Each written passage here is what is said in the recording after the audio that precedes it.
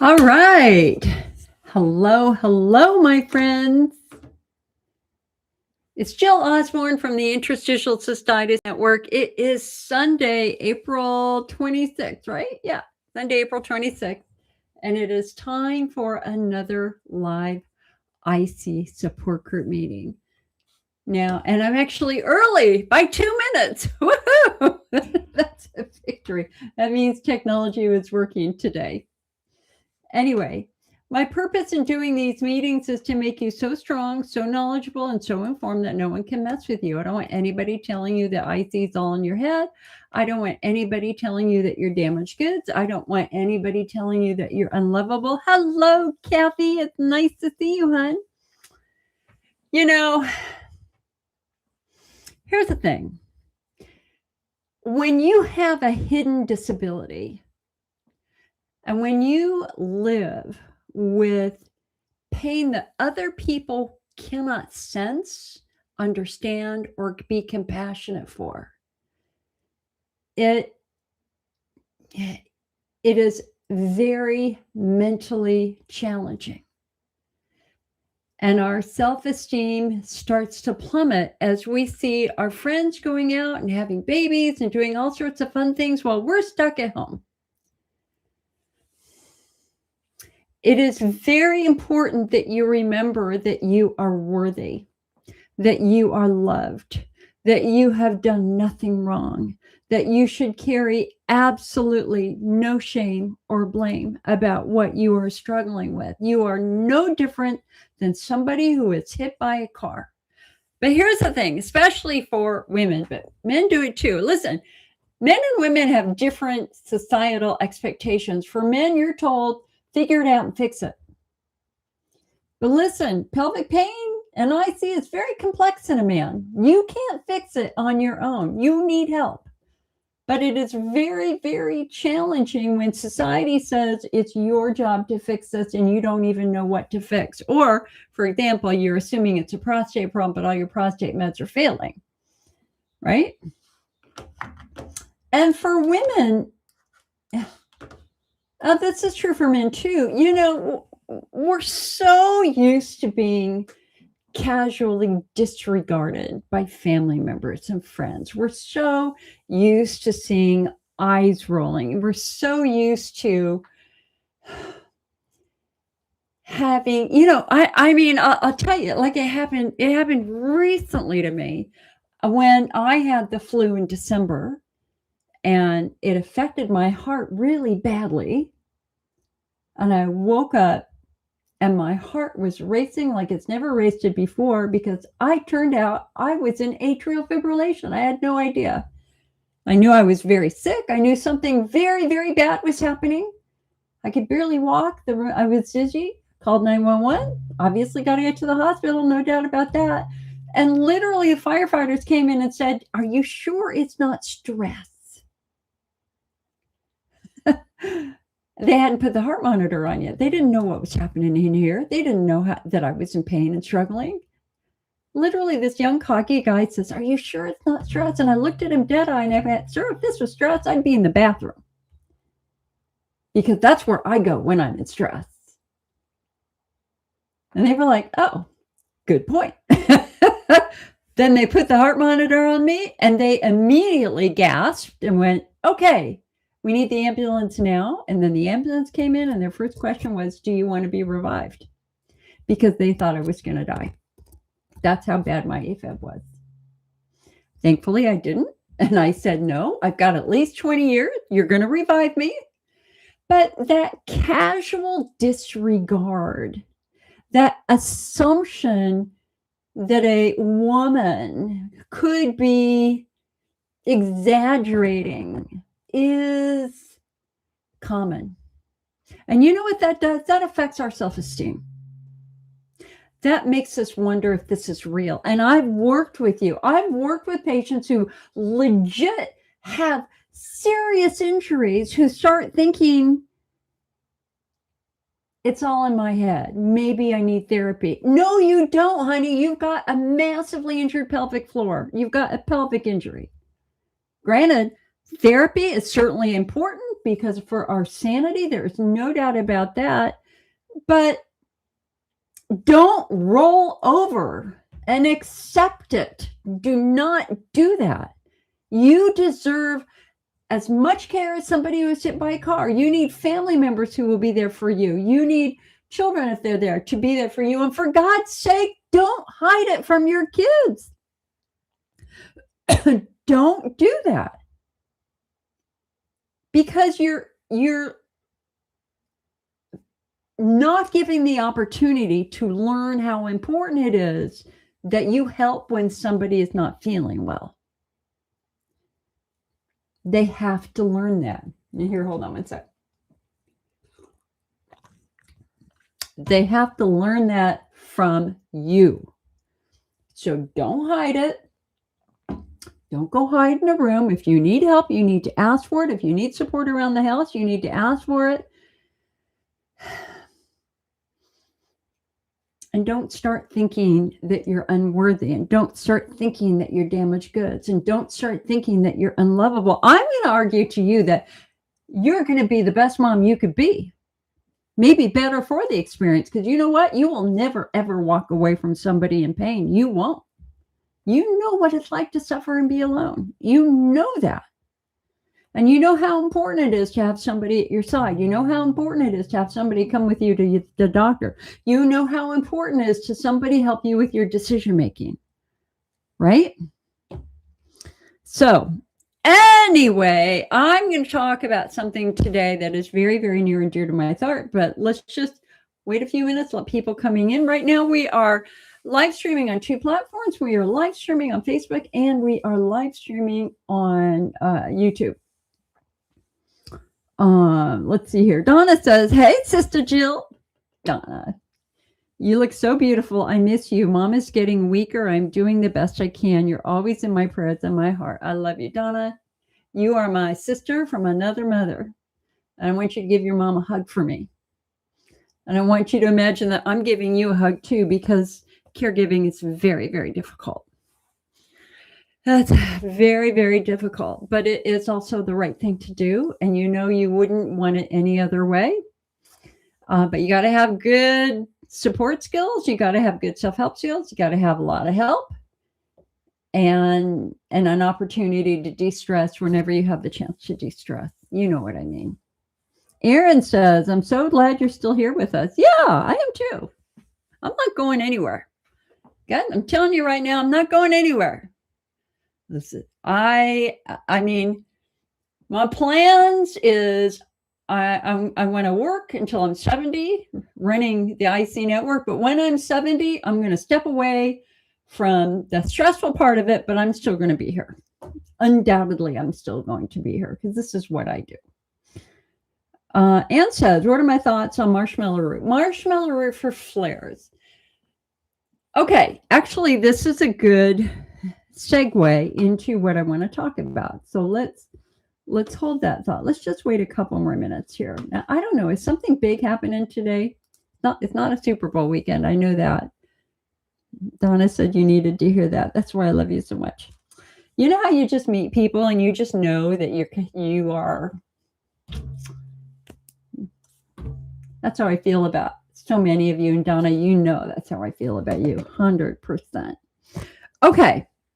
So it's always interesting when I do these meetings because I always get phone calls afterwards saying, I watch your show. I watch your show. And it is very, very true that for the most part, these streams are watched after they're done.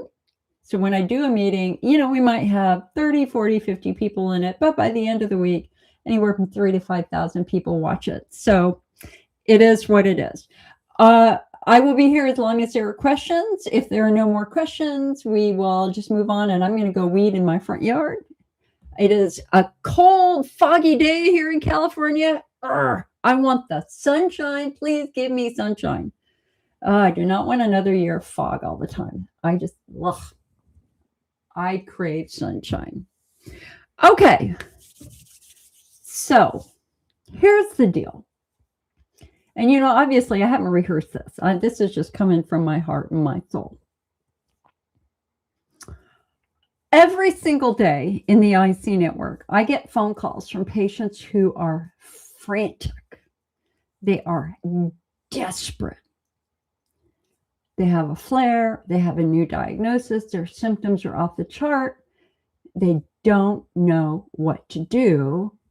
And so obviously they get online, they come into support groups, and they watch everything and they hear everything and they beg for advice.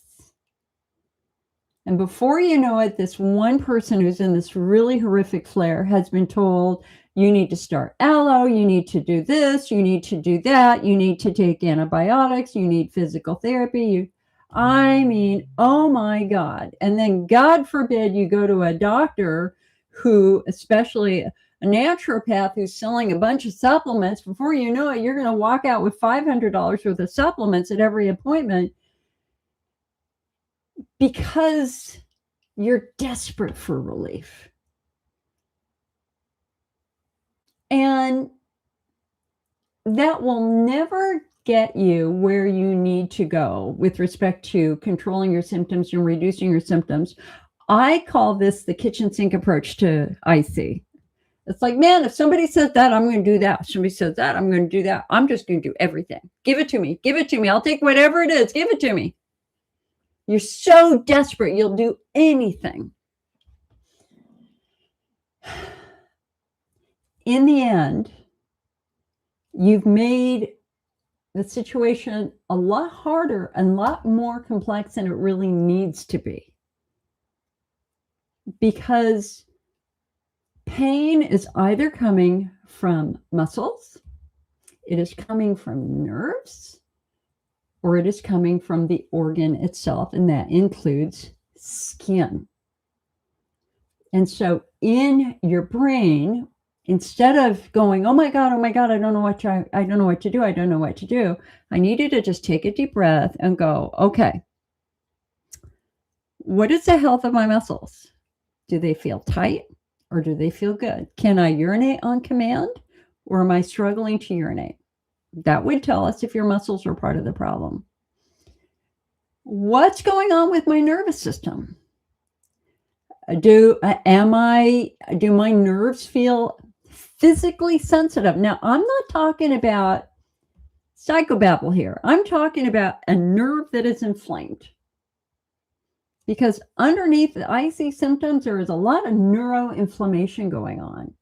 And so our next question is, what is the health of my nervous system right now?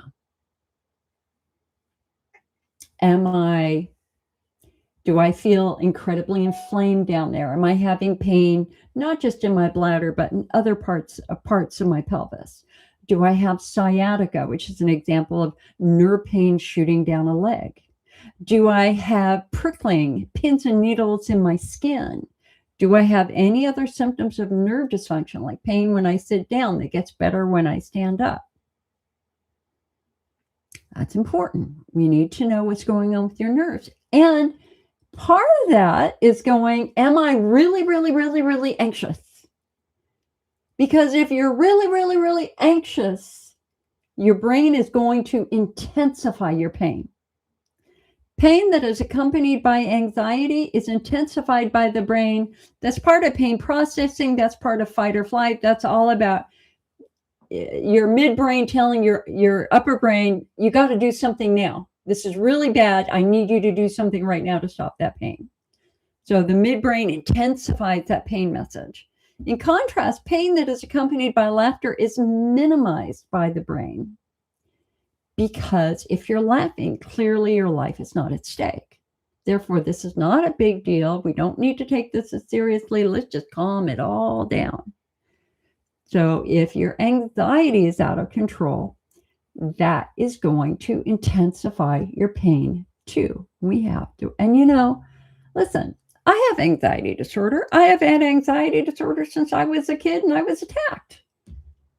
Y'all know my story. I was attacked by a young man who later became a rapist and murderer. I did not leave my home without fear for a decade. Believe me, I had anxiety disorder from the moment I was attacked. And to this day, decades later, I still have anxiety from that. Granted, it's much more controlled now, but anxiety is real. So we have to just understand and accept that when our brain is in a state of fight or flight, pain gets intensified. So we got to bring your body out of fight or flight. How do we do that? Deep breathing. Some of those very, breathe in for 4, hold for 5, breathe out for 7. Some of those really basic CBT. Got a really good section on our website about this, and we're going to be working on this a lot more. I've got a couple of new experts that I'm going to bring in to help us flesh out this area. Okay, so what is the health of my nervous system physically and emotionally? And then what is the health of my skin?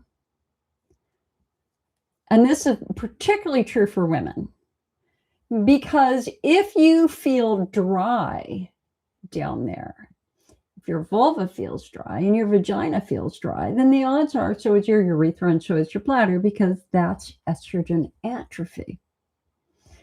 And so depending upon those really simple questions, that tells us how we need to fight this flare. We're going to step away from fear and anxiety and freaking out and, again, throwing everything in the book at it, wasting thousands of dollars, hundreds if not thousands of dollars. We're going to take it a step back, take a deep breath, and go, okay, what are we dealing with here? What kind of flare are we having?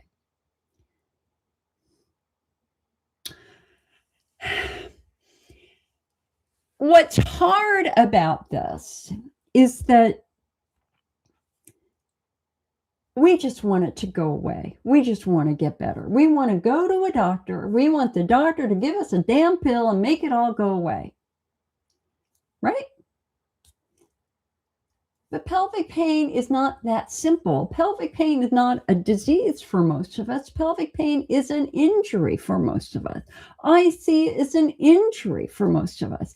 87% of IC patients have tight pelvic floor muscles. And I'm telling you right now, if you were doing a coaching with me, I do a deep dive into your past. I want to know about all pelvic trauma. I want to know about if you rode a bike when you were a kid. Were you doing ice hockey or gymnastics as a kid? Did you ever fall downstairs as a kid? Did you ever fall on your tailbone as a kid? Oh my God, the number of IC patients who fell on their tailbone and ended up developing chronic prostatitis and IC and all these issues, you'd be shocked at the number. Every single week, 2 or 3 more patients who call who all had a tailbone injury. Okay, so Palm here on YouTube says, just had a hysterectomy in January. You're in major bladder spasms now. I had involuntary muscle spasms for almost a year after my hysterectomy. That's not a disease. That is a surgical trauma. And that is a surgical trauma to potentially your pelvic floor muscles, or because if it were a total hysterectomy, you are now in total estrogen atrophy. So what that then means is that your bladder doesn't have enough estrogen to make mucus because they took your freaking ovaries. So you may also now have what we call the genitourinary syndrome of menopause. What is the health of your skin? Not a disease. Dryness. So there are 2 major reasons why people struggle after a hysterectomy. And the thing is you're just 3 months out, right? So this is new for you. And when you have a hysterectomy, you are given very, very clear skills and instructions on what you are not to do. Most importantly, lift things. Girl, lift things. Do not lift your groceries. You can only lift your purse. And that's only if it's under 5 pounds. The sutures that you get when you have a hysterectomy are 90-day sutures. So they don't dissolve for 90 days. You're kind of at that 90, potentially a little bit past that 90-day mark now. So we would assume that the skin has healed, that the sutures have begun to dissolve, but you're still real fragile, girl. So you just got to go slow. I know that they say that you don't really feel better after hysterectomy. You don't really feel yourself after hysterectomy, really for about a year. And I'm going to say I had my hysterectomy in 2016, and it, absolutely true for me. It was really at the year mark where I started to feel normal again. And Palm, let me just say one other thing. there is, in addition to the physical trauma of what you're going through and whatever reason they gave you for needing to have a hysterectomy, there is inevitably going to be an emotional reaction to that hysterectomy. And that hit for me a couple of months later, where I just burst into tears. And it was, you have to remember, a hysterectomy is like it's the biggest surgery, one of the biggest surgeries a woman can have. I've had 2 of them now. It's not minor surgery. It's pretty major surgery overall. And you end up also having a bit of an emotional reaction to it. I have lost my ability to have children. Like I don't have children. I don't. I always believed that I would have 5. I'm still stunned today that I don't have children. It's so sad for me that I don't have children. Something I think about virtually every single day. And losing my ability to have children was difficult. And so having somebody you can talk to about it, you can call me and talk to me about it. That's okay. I mean, it's just is what it is. And, listen, girl, I had breast cancer last year, so I don't have breasts now either. And yet, so I asked my sister literally yesterday when I was up at her house, it's like, I don't have the equipment to be a female anymore, and yet I am 100% girl, and that never goes away. I will always be 100% girl. Dolphin said I had a sacrocolpopexy back in 2021. The mesh eroded into my bladder, and few mesh erosion revision surgeries. I really suffered. This mesh can cause a lot of issues. You got a name. You got that right, man. Meshes have caused catastrophic damage for so many patients because they don't stay in place. They migrate and they can just cut through tissue. They can cut through the urethra. They can cut into the bladder. It's horrific. So you got your mesh removal from UCLA. Good for you. And that's a whole nother surgery, because that's kind of like hysterectomy in the sense that is a massive surgery, detailed, intricate surgery to remove mesh that was implanted for a prolapse or incontinence. Yeah, you had a lot of damage to your bladder and your tailbone. Yeah, I'm not surprised. And I would think, and guys, you got to remember, if you have any tailbone pain, your number one job is not to sit on anything hard. We have to take total responsibility for putting any stress or trauma on an injured pelvic floor and injured tailbone and the nerves coming out of the tailbone. And this is where you want to have, ideally, so when I was having a lot of tailbone pain, girl, this is the cushion to get. Groove down the middle. Nothing touches your tailbone. Each butt cheek supported. Right? So this is called the SunCloud travel cushion. We used to custom make cushions for the IC network. I did that for 15 years or more.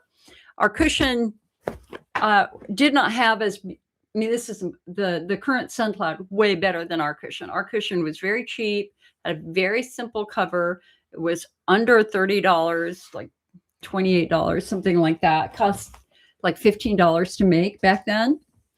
But the factory closed during COVID and it never reopened. So we cannot get our old affordable chair cushion.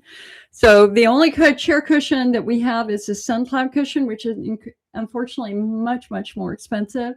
But I'm telling you, in a pinch, if you got to go sit for a graduation, or you're going to go to a fair, or anything where you might have to sit on something hard, like on bleachers, or a BTS concert, which I watched last night, having this to protect your tailbone was not a bad idea at all. All right, let's come over to Facebook here. You guys, my rule for doing these meetings is be the squeaky wheel. It's very easy for me to miss questions. Do not take that personally if I happen to miss one of your questions. Just ask it again. You put it in capital letters. It's fine. You are welcome to get my attention if I miss something. Susan says, hey, I started Lactoferrin, been out a couple of weeks, so my pain is so much better. Yeah, baby, that's what we like to hear. So for people who don't know, Lactoferrin is a protein found in colostrum. It is an essential part of the human immune system. Our body makes lactoferrin every single day. You have lactoferrin right now in your mouth, in your saliva, and your vaginal fluid.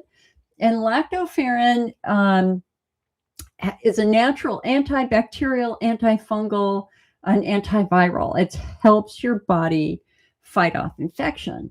And so when you have a newborn baby and an infant, with the most important part of mother's milk is, in fact, going to be lactoferrin, because we're building the baby's immune system. Now, here's the problem. Our ability to make lactoferrin changes randomly sometimes. Sometimes it's age-related. And I mean, they don't really understand why lactoferrin goes up or down, up and down. So, several years ago, they started studying lactoferrin, supplementing our own natural lactoferrin with some lactoferrin from cow's milk, from cow colostrum, for a variety of adult diseases. And that was incredibly encouraging. And then a year and a half ago, or actually more than that, it was summer of 24. It was a week after I had my breast removed. A new study came out that showed that lactoferrin helped red inflamed bladders become pink and healthy, and Hunner's lesions virtually disappeared. And it was found to be incredibly helpful for preventing flares, reducing the frequency. So 28 out of 31 patients were completely symptom-free after roughly 5 months of treatment, no flares at all. The other 3 had 1 flare after treatment. And so lactoferrin has become one of the new options for patients to explore, with really good science and research behind it. Now, people are going to say, do you have a double-blind placebo-controlled IC study? No, we don't. We don't. They can't afford to do that. And right now, IC research money is virtually non-existent anyway. What we've got instead is a preliminary research study without a placebo group that was done at a university in Europe. And that's reasonable. That's like first level. So anyway, for anybody who's struggling with Hunner's lesions that are not responding to therapy, if they're struggling with just tremendous inflammation in their bladder, lactoferrin might not be a bad idea. It's a simple over-the-counter supplement.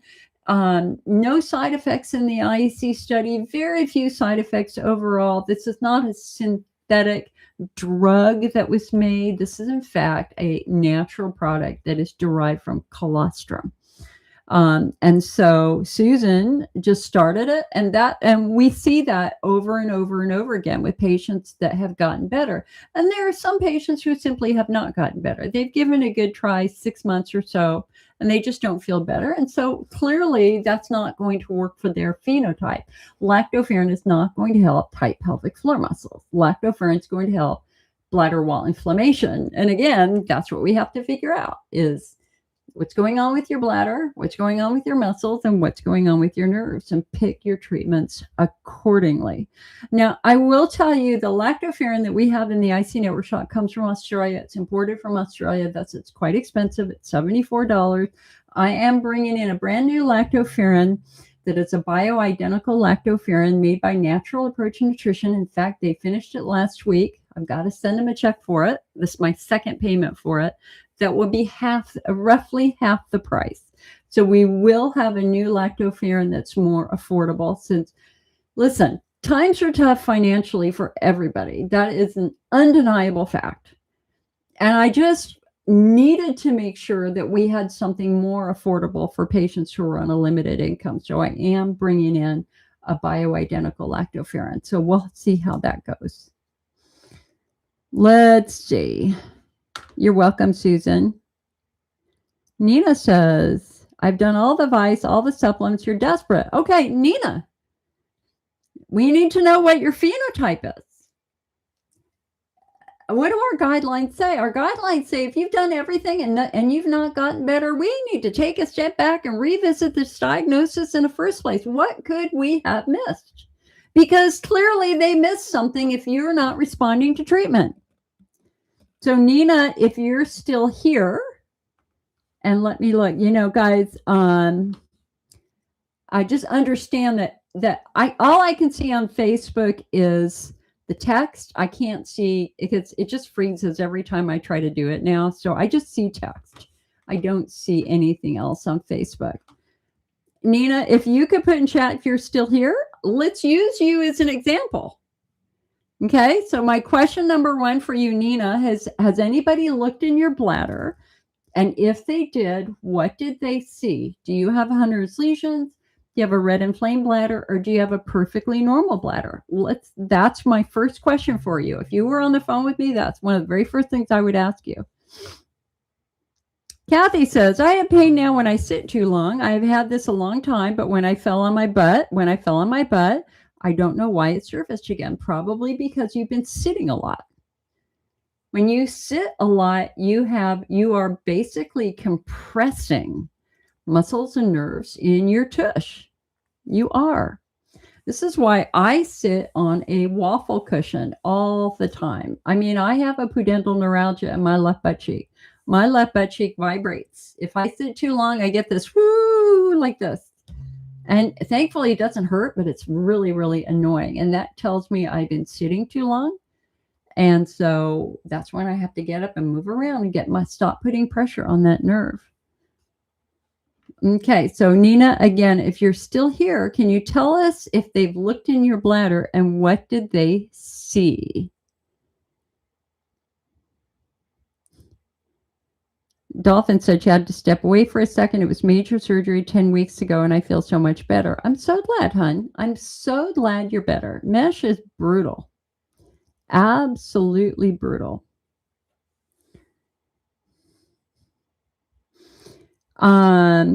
Anne says, me too. I always wanted 5 children after being an only child. Anne says, what are my thoughts on marshmallow root for flares? Okay. Marshmallow root has a soothing effect to it. It can soothe the bladder. It can soothe the urethra. It can do that. But it's not a long-term viable strategy that's going to help tissue heal.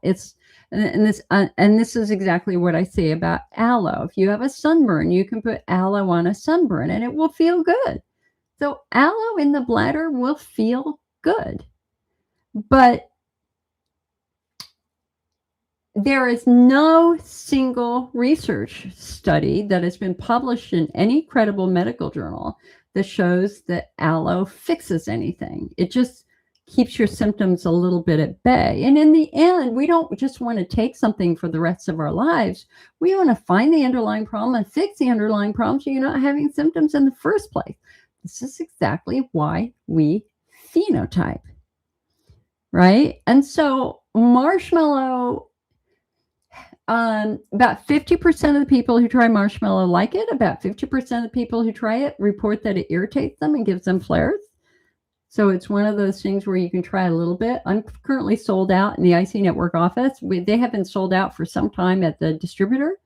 I don't see any harm with it at all, but I just wouldn't put a lot of money into it. I want to know more about what could be causing your symptoms in the first place, if that makes sense. Hi, Gay. Nice to see you, girl. Very, very, very, very good to see you again. It is a gorgeous Sunday. So what have I been doing this week? Number one, we're building a new ICN food app, and we're getting ready to stage that. So that's quite good. So you have another app to put on your phone when you're shopping and going out to eat, to pick foods that won't irritate your bladder. We are working on moving our store to another e-commerce platform, because it turns out tragically, the gentleman that we had worked with for many years with our store passed away. Yikes. Good guy, good man, very, very good man. He just dropped. Life just throws curves at you. And I'm very, very grateful for all of the help that he gave us over the years. Wonderful, wonderful man. And I'm going to give you a quick preview of the cover of our new magazine. This is the titles aren't right because we do the titles last, but this is the new cover. of the Spring IC Optimist magazine. And this is my second round of revisions from the typesetter. And just to give you a little bit of, I'll give you a little tease on what's in here. I always have an affirmation page. So here's our affirmation page. And this one says, dance, sing, paint, write, build, or even break something. Find a way to release that which cannot be spoken. Because it builds up. Our frustration, our stress, our anger definitely builds up. You can't let it circle in your soul. You got to have a way to get it out. Whether it is walking, whether it is drawing, whether it is going and screaming when a train goes by, whether it's hitting pillows, you got to have a way to release some of that stress. It's very important for your long-term health. We are doing, for my editorial, we're doing something on Mother's Day for all the moms that helped us, because I'll tell you, my mom was a champ. When I think of all the times, because remember, my symptoms started when I was 13 years old. I did not drive back then. My mom took me to every appointment, every single appointment. And you couldn't ask for anybody better at a doctor's office or if you're in the ER. She just sat there, so kind and comfortable. She was a presence, a warmth, a hug. She just, you knew you were safe when she was there. And I lost her 2 years ago. It will be 2 years ago next month. And it just makes me think about the quiet strength that our moms who care for us have. So we have a nice editorial on for moms, because their expectations and their load is heavy. Let me tell you. We have a new article with the latest information on Elmeron causing retinal damage if you get it in bladder installations. So it's not just oral now. It is from bladder installations and also injections for people who've had Pentosan injections for arthritis. So Elmeron is the brand name. Pentosan polysulfate is a generic. Elmeron is the only FDA-approved oral medication for IC. It has now been strongly associated with retinal disease, blindness, and inflammatory bowel disease. The other thing that is almost done on this computer right here is our new patient registry. I'm just doing the last bit of beta testing on that. And I want thousands of patients to fill it out because we got to get this information to the FDA. All right, what else do I have in here? We are talking about post-UTI hypersensitivity syndrome. So for those of you who your symptoms started after an infection, you 100% had an infection. There's no doubt about that. A culture found the infection. You did the antibiotics. The infection is now gone. The bacteria is now gone, but your symptoms are still here. Why? Now, there are people online who are going to say you still have the infection, and that is always possible. The infections right now are very, very drug resistant, and so you can absolutely have a more difficult infection. But if your culture comes back negative, but you're still struggling, we now can explain that with some new research that came out that focus on how does the bladder heal after an infection? Because when you have a bladder infection, you've got bacteria that have, so you have bacteria that have burrowed into these cells, right? And so the bacteria is going to burrow into one of these urothelial cells. It very quickly turns it into a bacteria factory. So it starts filling up with bacteria. Then it ruptures open and releases all the new bacteria to infect more cells. And so what happens is this one will be infected, then this one will be infected, then this one will be infected, then this one will be infected. And before you know it, you've got a lot of damage down here. You got a lot of damage to tissue. And of course, what a lot of people don't understand is that these are the largest single cells in the human body. Okay, these do not repair overnight. Man, it takes 2 weeks for one of these cells to be repaired, or for for the new cell to replace it, because once the cell is damaged, it gets sloughed off. It takes 2 weeks for the stem cell to grow and adapt and change shape and become the next urothelial cell, right? So, you don't necessarily feel immediately better after an infection. There's a lot of damage that has to happen. A lot has to be repaired.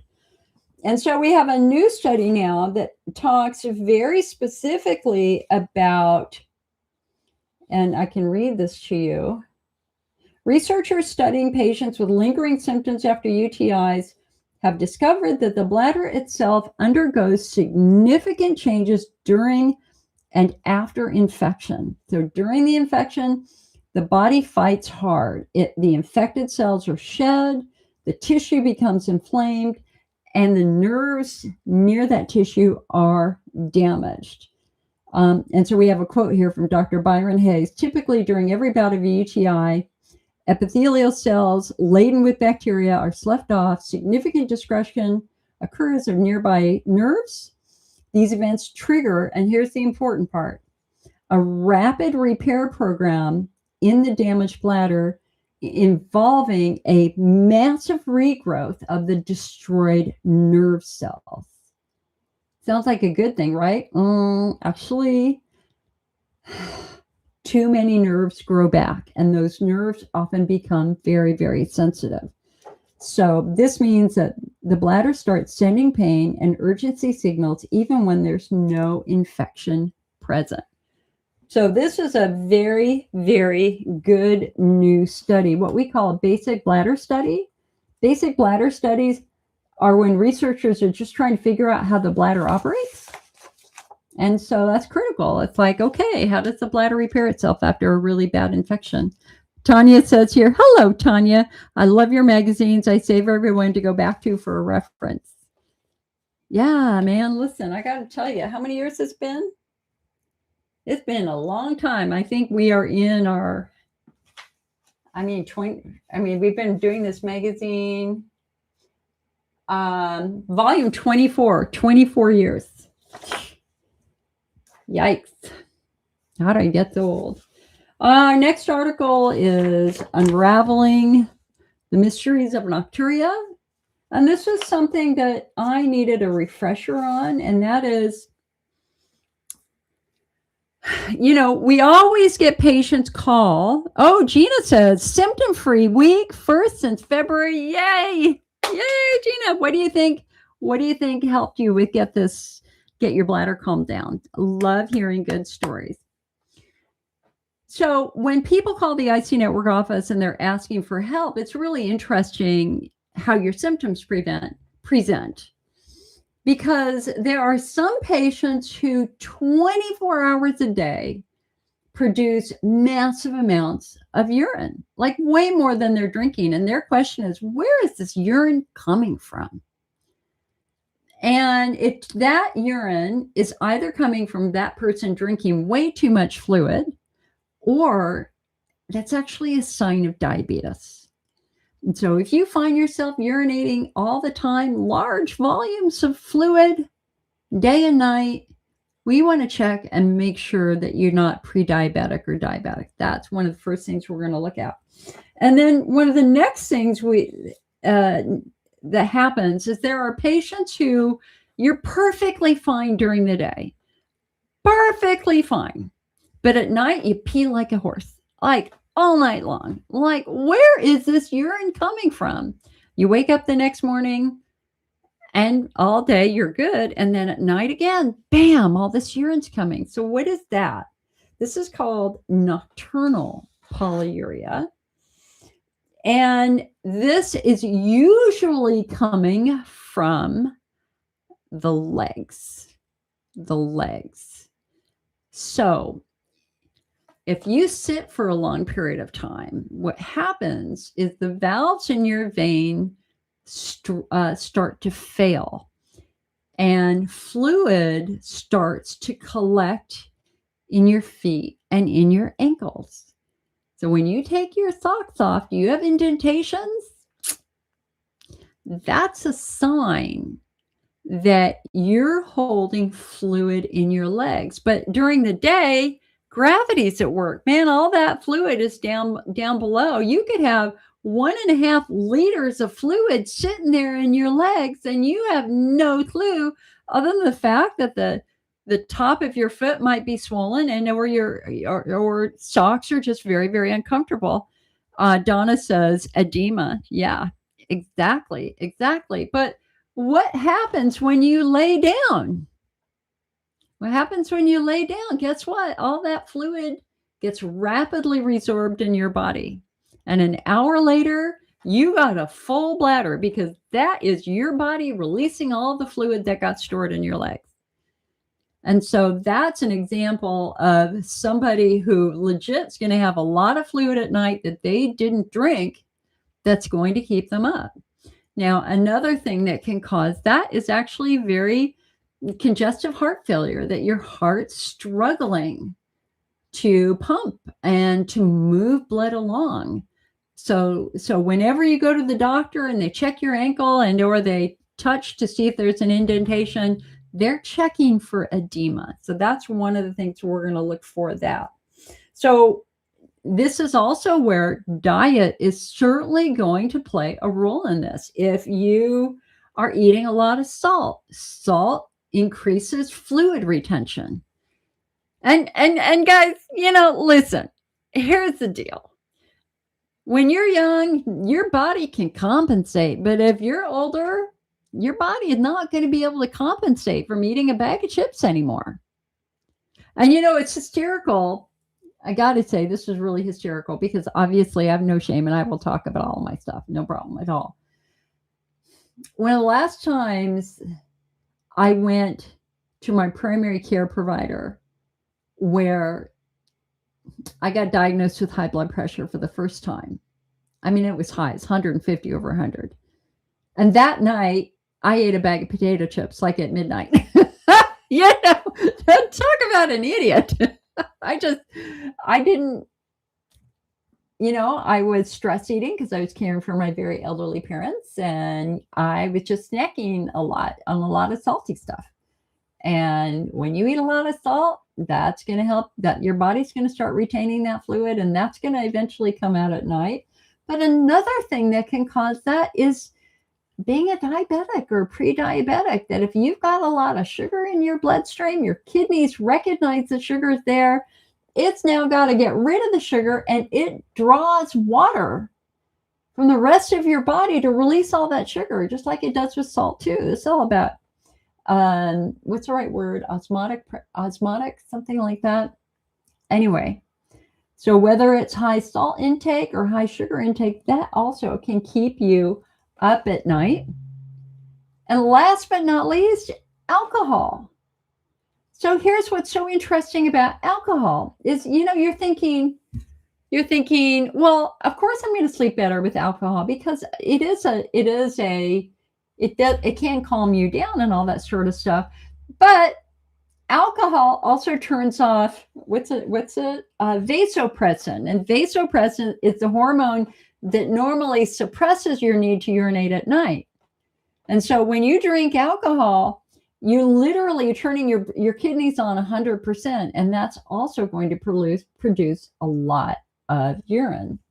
So when we're trying to unravel the mysteries of why you're peeing a lot at night, we have to consider the volume, when it's happening, and of course, listen, if you've got a damaged bladder wall and you're drinking a coffee every day, of course you're going to be getting up a lot, because you're just profoundly irritating your bladder wall. Nocturia is pretty easy to figure out when you know the right questions to ask. Okay. David, hold that question. You guys hold those questions. We have an article on the new adjusted black box warning, the removal of black box warning for estrogen. This is probably one of my most interesting cases of this year.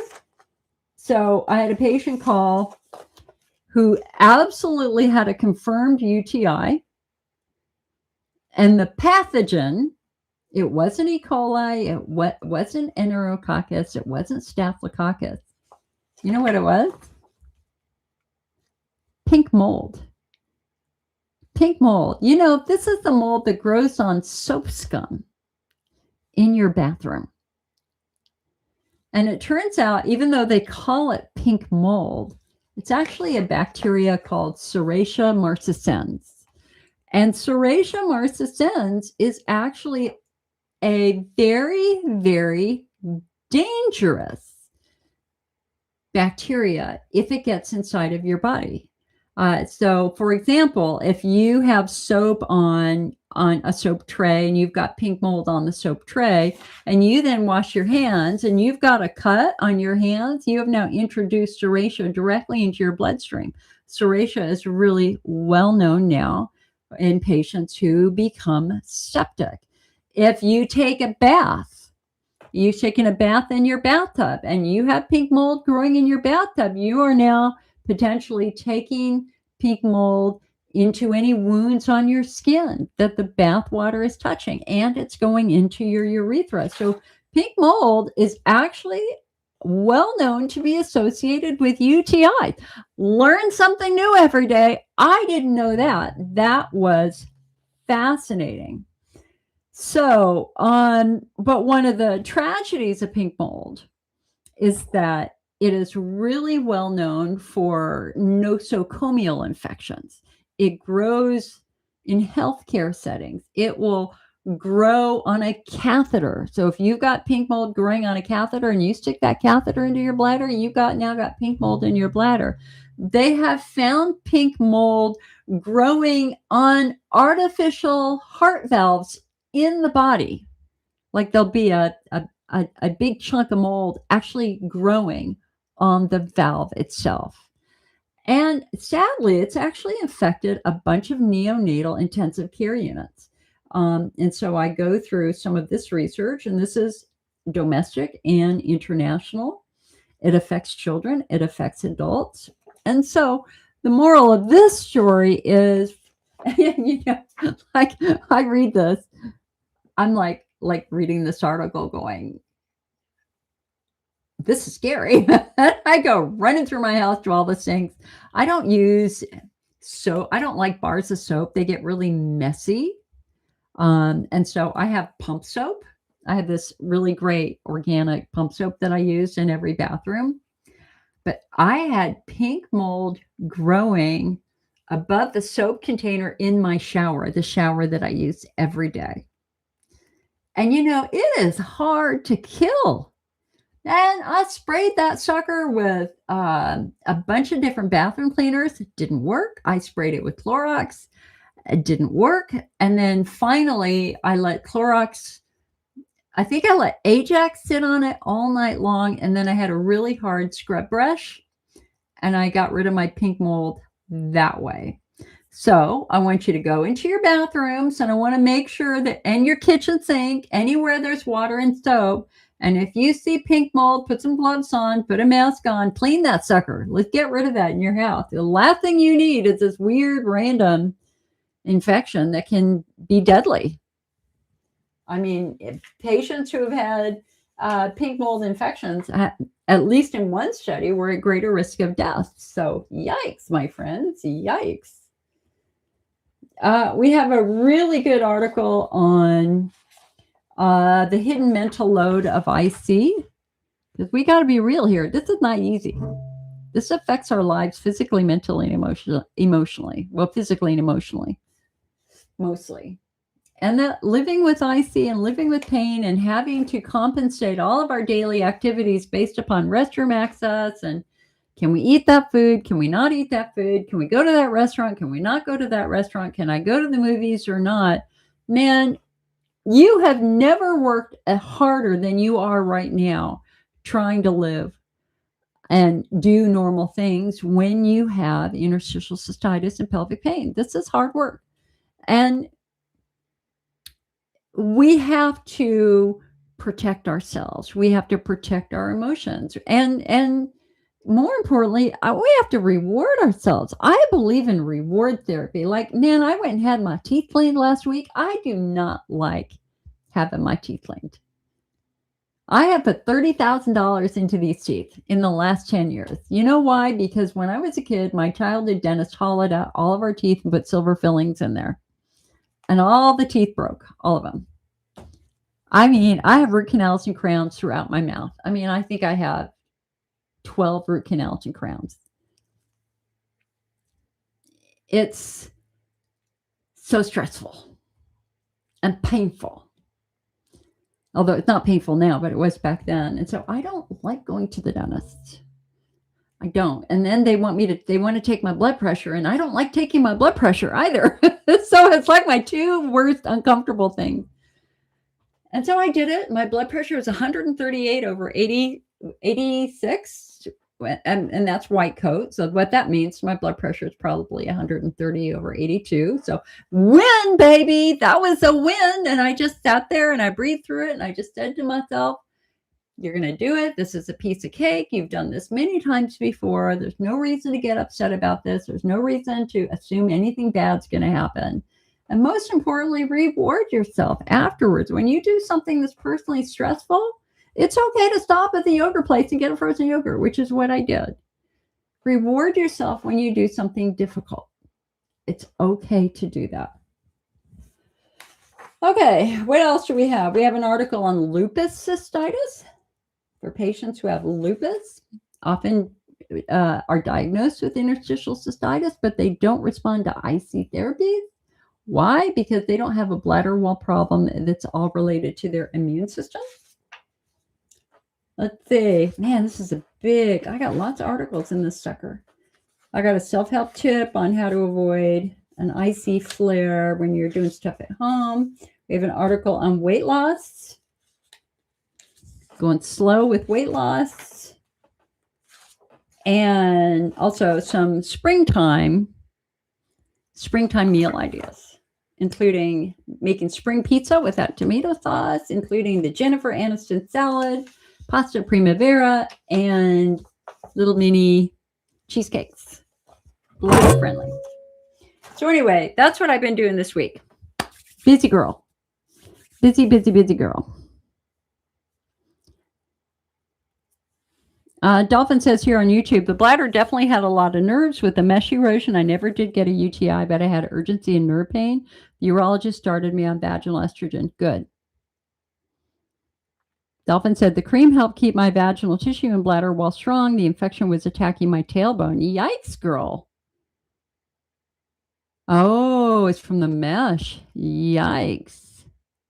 Okay.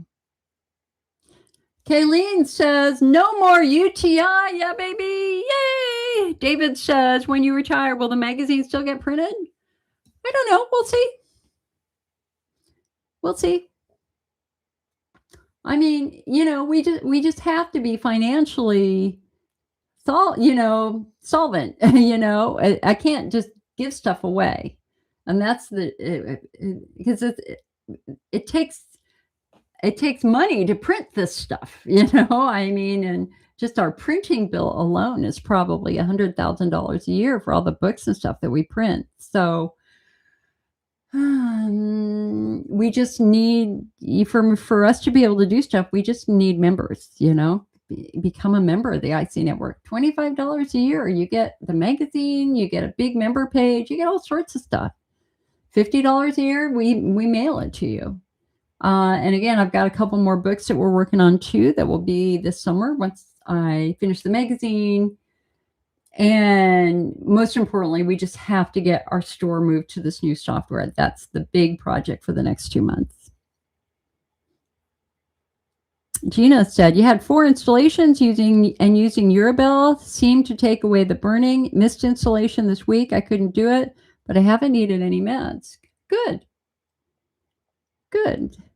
So Urabel and UroBlue and I think it's a DS, are what we call methenamine products. Methenamine, that is a product that is typically given to somebody who struggles with UTIs because methenamine is metabolized into formaldehyde in urine, and it's hard for bacteria to grow in a formaldehyde environment. So It can help prevent infections, but of course, formaldehyde is a carcinogen. And so they don't really want you to do these products for long periods of time, that they're kind of short term.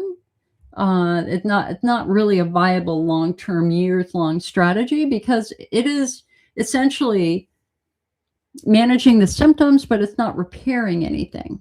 And again, we always want to try to repair. And if you're struggling with recurring UTIs, there are two things that we have to look at, because we have to figure out, why is your bladder vulnerable to UTI in the first place? And the first thing we're going to consider is your age and estrogen levels, because if you're in estrogen atrophy, you're going to be a lot more vulnerable to infection and bacterial vaginosis. The second thing we have to consider is the health of your immune system, because maybe there's something about your immune system that is making it difficult for your body to fight off infection. So generally that would be IgG. There's a condition called CVID, not COVID. It's called CVID, and that's called common variable immune deficiency. And basically what that means is that as we get older, sometimes our immune system just starts to fail. It just loses its strength. And when it loses its strength, it cannot fight off infection as well. And so I always tell patients who get a lot of infections to ask their doctor to do an IgG test, and let's just see where their immunoglobulin levels are, to see if that's one reason why they may be struggling with recurring infection. Tanya said, that's me, more at night. Interesting. I don't have leg swelling yet, but I was diagnosed with bilateral venous insufficiency. There you go. And you didn't know about sugar intake and urination. I didn't either. I just found this really fabulous lecture online, and I just went into it whole hog, because I just realized this is something that I was not strong at. And so now I consider myself much more informed. You got to study, baby.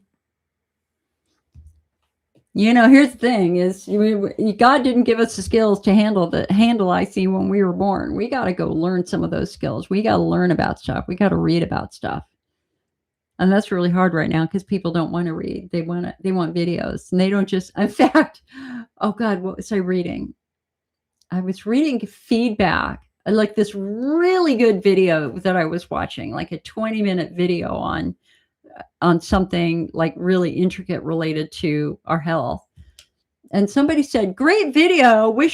I wish it were much shorter and funny. It's like, come on, you got to, health isn't entertainment.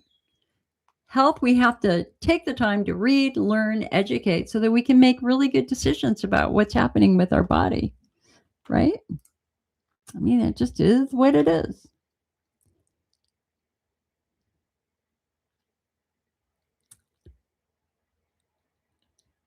I'm just checking to see if I missed questions.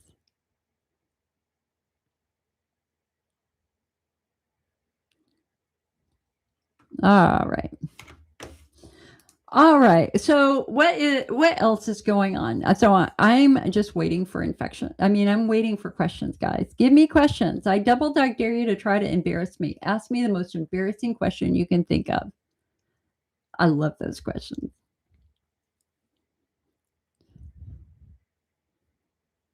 Okay, you're hold on a sec.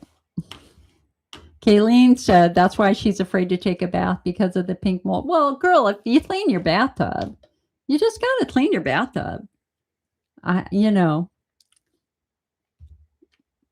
you can see it. It's pretty easy to see. And normally soap scum is not at the bottom of your bathtub unless you take baths and you don't clean it afterwards. So just clean your bathtub and it might be fine.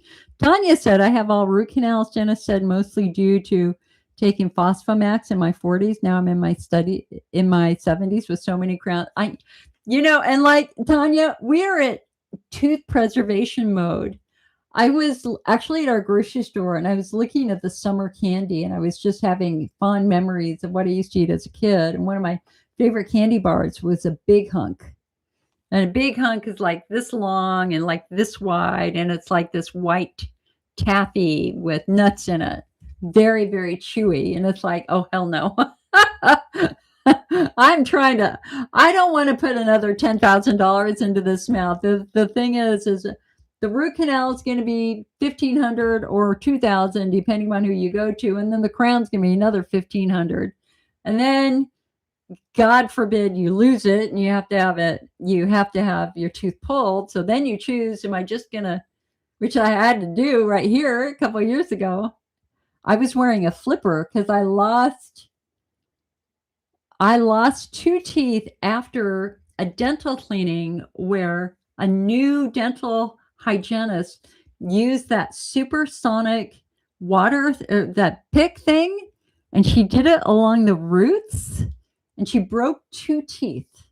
She legit broke 2 teeth. And I know people say that's not possible. Hey, man, I was in agony that night. 2 teeth were broken, and there was a line across. She didn't set up the equipment correctly. And I had to get implants, and I had to wear a flipper here for 2 years. So when I was doing these meetings, I actually had a flipper. This is the implant now.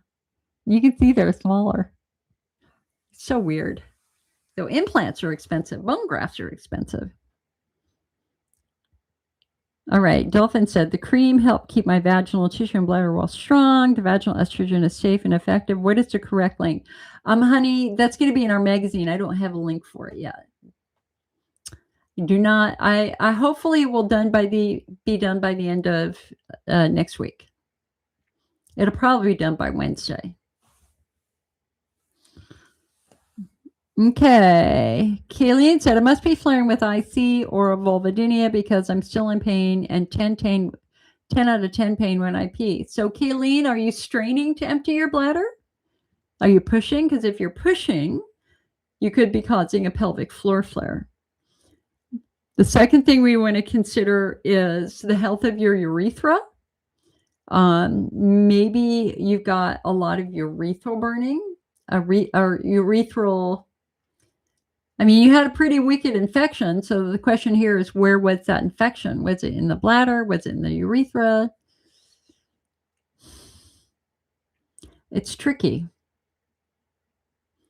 And that's where, I mean, I have one really powerful aloe success story, but it wasn't with a pill. It was with it was with Georgia's aloe drink. So we had a young mother who had a young boy who was just screaming whenever he peed. And of course, he was very, very young. He was like 4 years old, could barely talk, could barely verbalize it.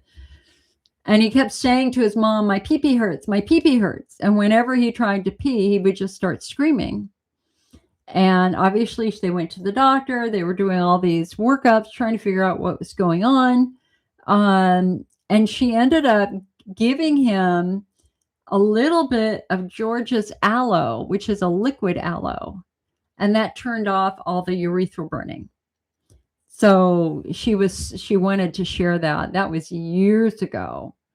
And I mean, that brings up a really important thing that you guys might not see that I see, and that is when IC affects somebody who is disabled in some way, or somebody who's very old, or somebody who's very young who cannot verbalize it, or in many cases, I've worked with moms whose children have cerebral palsy and they can't walk and they can't talk.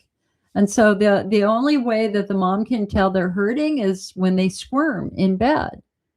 And finding a way to, I mean, they've been diagnosed with IC. It's definitely urethral pain or it's bladder pain. And how do we care for these patients who they're not mobile, they're bedbound. It's not like you can get them to the doctor to have a bladder installation.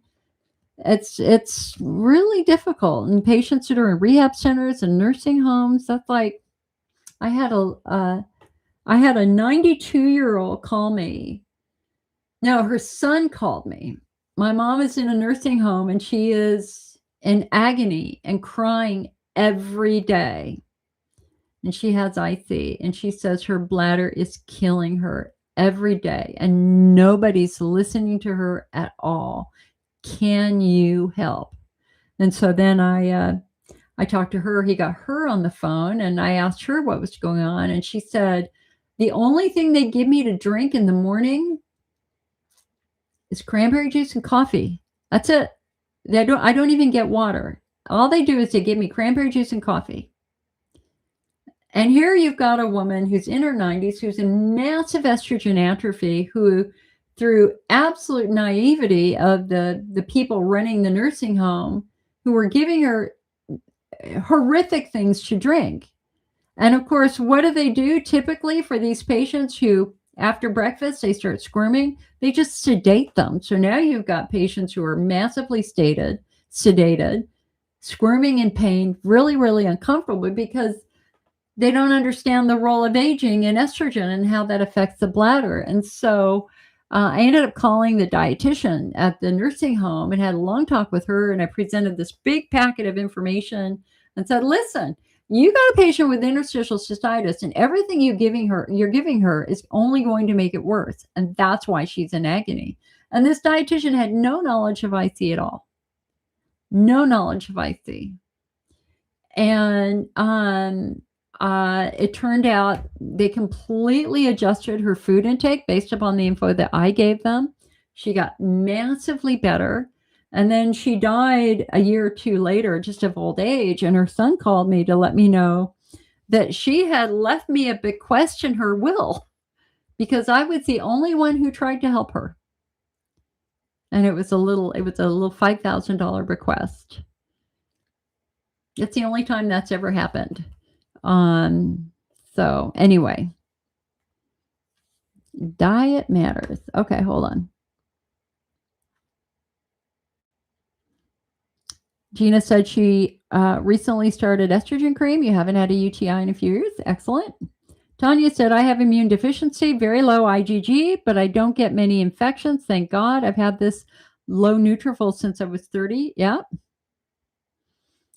Tanya says, can you explain the IC belly? Is this really true? And does it go away? I think it's from estrogen atrophy and getting old with menopause. No, they're two separate things, hon. So, what's baffles so many patients, especially younger patients, is that you can wake up with a flat belly and 4 hours later look 9 months pregnant or 8 months pregnant. And you're like going, where the hell did this come from? What is this belly? Like, where did it come from?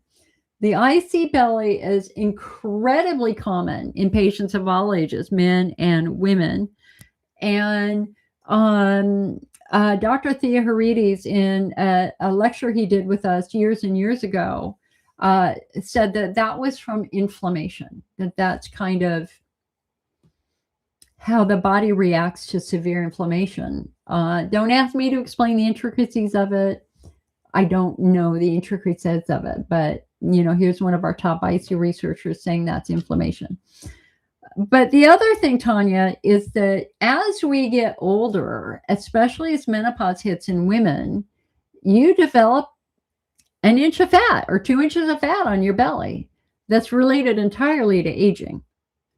And what's so interesting here is that that's kind of pre-engineered into the female body, because when our ovaries stop working, our body still tries to save estrogen. And the way it does that is it saves estrogen in fat. And so that belly fat is widely considered kind of a reservoir for small amounts of estrogen. I don't know, There it is.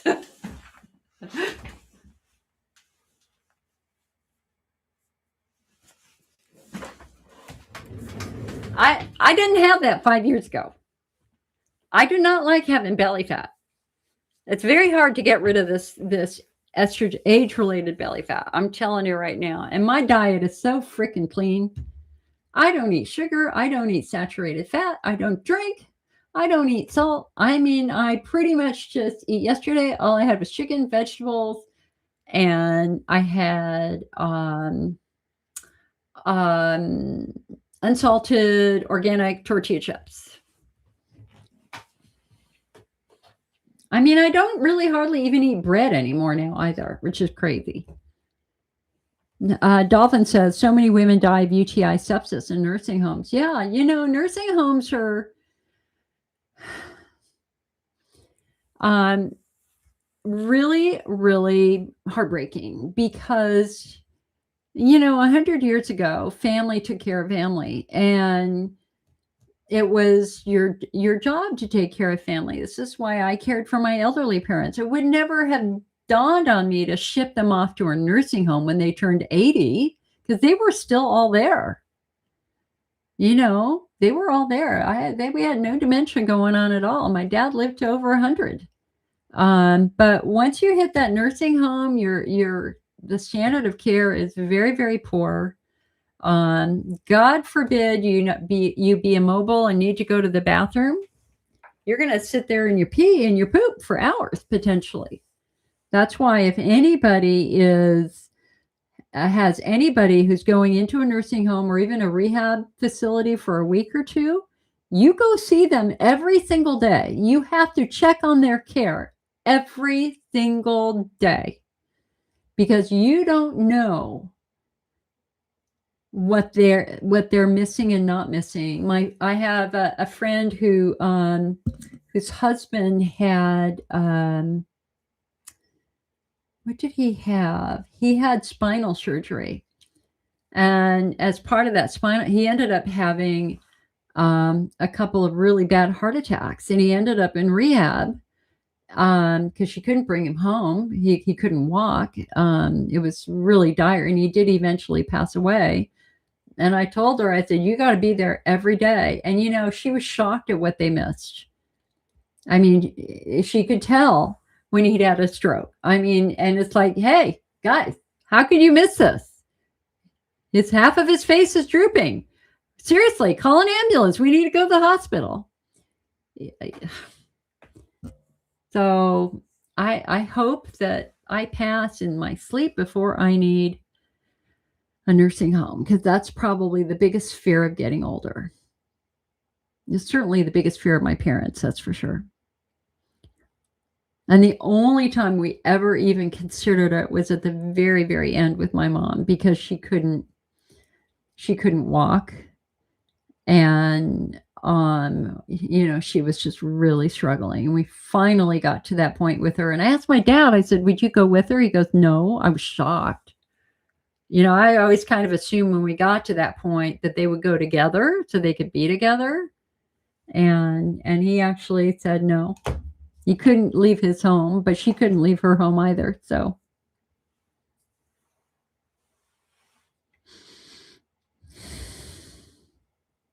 Kayleen said, it's really bad when I need to go and then it burns internally and externally when I pee. I mean, that really speaks to the quality and health of your skin.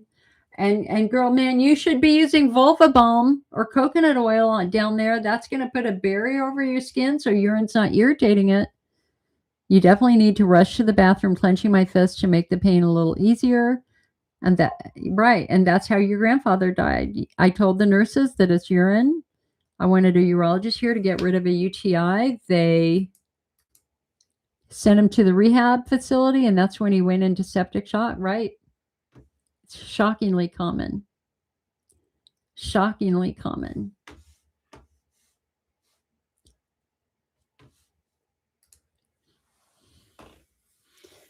What else is going on here? Let's see here.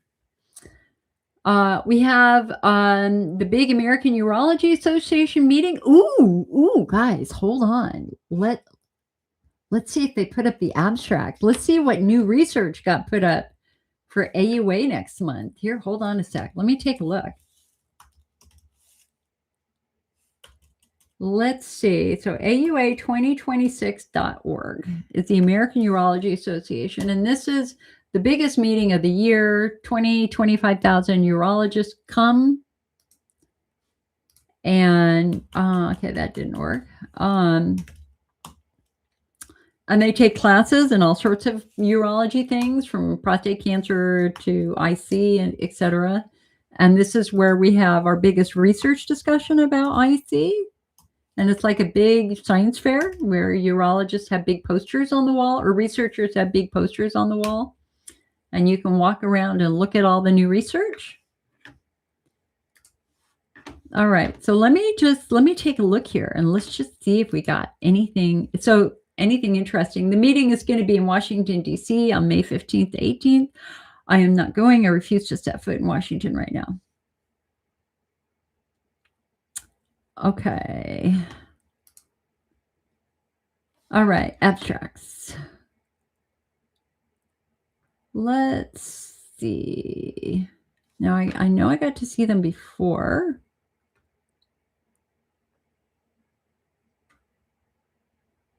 How do I find these?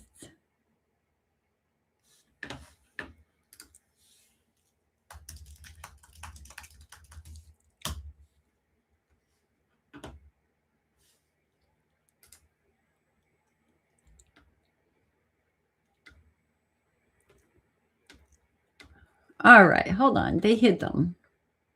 Maybe because I need to log in.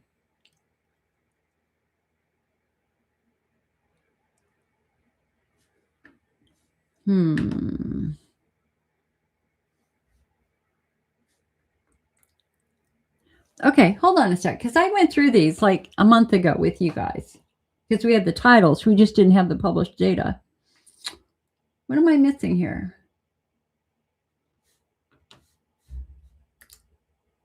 Let me go to the program. Let me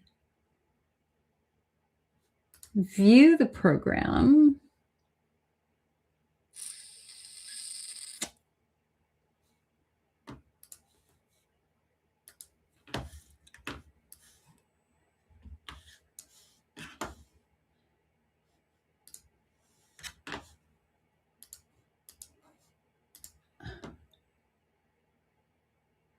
Ooh, hold on.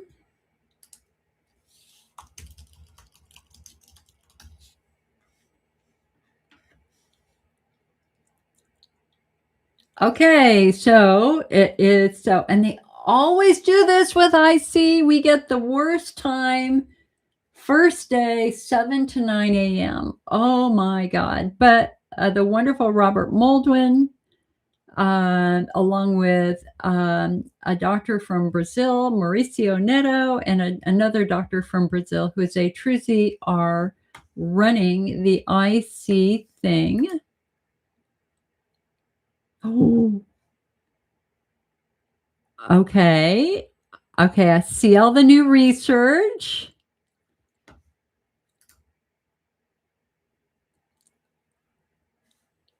So the question is, okay, hold on. Oh.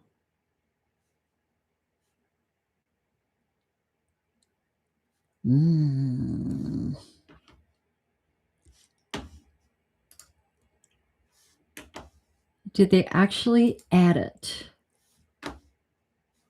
Okay, what is that? See all this new technology here? What are they doing here on this website? There's a camera. What does that mean? Okay, so just to kind of summarize a little bit, we have a new research study on Hunner's lesion. They want to know if Hunner's lesions are a B-cell driven autoimmune disease. I think that we can argue that in a small population of patients, it probably is. Not in all patients, but in some. Here is the first cohort study comparing the fulguration of biopsied Hunner's lesions to bladder biopsy of non-Hunner's lesions. Okay, that's just kind of silly. Because we know when you biopsy a lesion, there's massive inflammation, whereas if you biopsy my bladder, there's no inflammation at all, even though we both have quote-unquote interstitial cystitis. That's just inflammation as part of Hunner's lesions. Oh, here's one. Urinary proteins stratify severe and non-severe patient phenotypes. Okay, that's going to be interesting because I was just working with patient. No, well, that was somebody who's in this meeting right now who has significant amount of protein in her urine. I won't say who. You know who you are.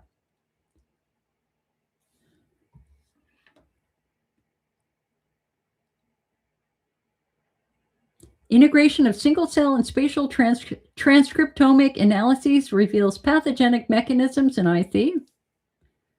That's from Japan. We'll have to see what that is.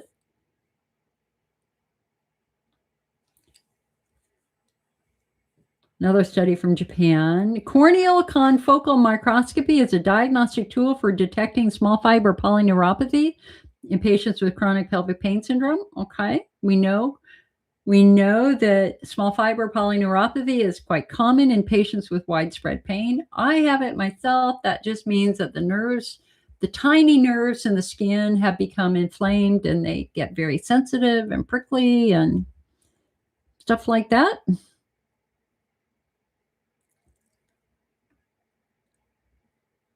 Antler stem cell exosomes ameliorate IC via mitochondrial component transfer.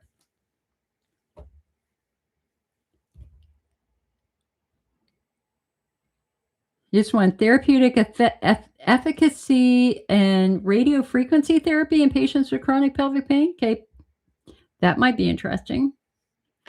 Here's one to remove, reconstruct, or retain, evaluating the surgical management of the native bladder in patients with IC. Okay.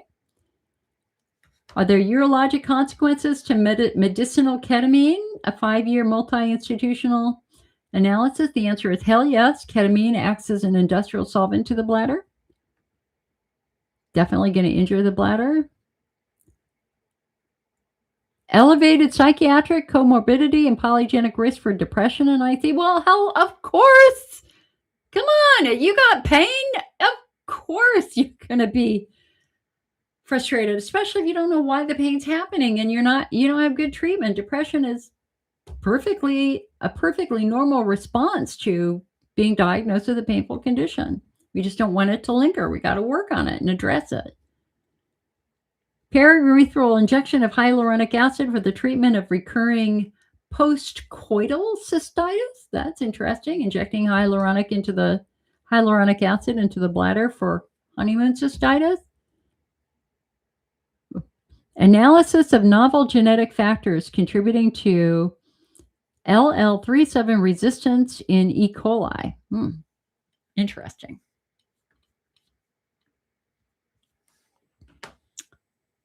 And to give you a clue, right now only 6 doctors are registered to attend the IC session, but there'll probably be 80 to 100 doctors in there eventually.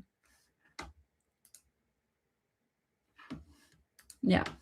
All right. Just out of curiosity,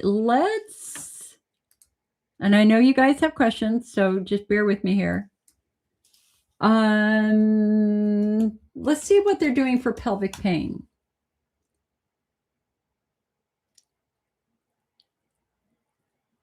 Okay, they have 2 classes. 10 must-knows for pelvic pain to always do and never miss. 5 experts will impart what they want learners to always catch and never miss in the approach to pelvic pain, including one of my friends. Ken Peters, one of our best IC researchers, and Elise Day, who is definitely in the next generation of one of the young guns working with IC, who's very, very, man, she is wonderful. She's at Albany Medical Center in Albany, New York. Interesting. And then there's another class. Okay, when is that one? May 15th, 1:30 to 3:30. That would be cool to go to. And then male chronic pelvic pain and scrotal pain, common clinical scenarios, AUA guideline. Okay, that's interesting too. Sorry, I get my geek on. That's geeking out. Elise Day, Elise, and last name Day, DE. Okay, so let me come back to your question. Sorry, you guys got to bear with me because I geek out. Valerie says, do you think acupressure can help with IC symptoms? It's worth trying, but Valerie, we have to know what's driving those symptoms. So is acupressure going to help estrogen atrophy? No. Is acupressure going to help tight pelvic floor muscles? No. It's not going to help pelvic floor muscles as much as physical therapy would. Would acupressure help superficial muscle tension? Maybe a little neuroinflammation? Maybe. It might. But you don't want to put all your I wouldn't put all your treatment in the acupressure area. We have to phenotype you. You got to be phenotyped. We need to understand what's driving those symptoms in the first place. Valerie says, why does it burn when we pee inside and out? Okay, Valerie, that's actually not a symptom of interstitial cystitis. If you have burning on the outside while you're peeing, that's actually estrogen atrophy of the vulva. What that means is that for some reason, I mean, think about the bladder and the urethra for a moment. Their job is to hold toxic waste, right? Because urine is body waste. Urine contains ammonia and urea and all sorts of other bad things. So how does the bladder protect itself from the irritants in urine? Well, it protects itself with a really thick coating of mucus. And so this is kind of a three-dimensional picture of what the bladder wall, what these tissues look like. There's a layer of mucus, and yes, it's not really blue. This is just for educational purposes. But there's a layer of mucus which prevents the irritants in urine from reaching the cells and the nerves, right? But if you lose that mucus, what happens? Now we've got all these irritants down where they're not supposed to be. Ammonia is down here. Urea is down here. Bacteria is down here. That's where the burning's coming from. So you can have estrogen atrophy in your urethra that would cause burning. But if it's burning on the outside, that's estrogen atrophy on the vulva. We call that urine burn. If your urine feels hot as it's coming out of you, like it's burning your skin, it's not burning your skin. What that means is that your vulva can't protect itself from the irritants in urine because it is atrophied. And it can be atrophy, it can be birth control, it can be Lupron. If you're taking Lupron to suppress endometriosis, if you're on an estrogen suppressor for breast cancer, anything that suppresses estrogen is going to affect your skin health. So the treatment for that is using topical estrogen, that when you give that skin estrogen, it immediately plumps up and starts to make mucus again. So urine burn is a classic symptom of estrogen atrophy, hon. Hold on a second. Darla says, I want to go do water aerobics, but I'm afraid of a flare due to chlorine. Can you use coconut oil? Yeah, you can use coconut oil, but it's pretty messy. And I would be horrified if somebody said, gee, the water tastes like coconut. I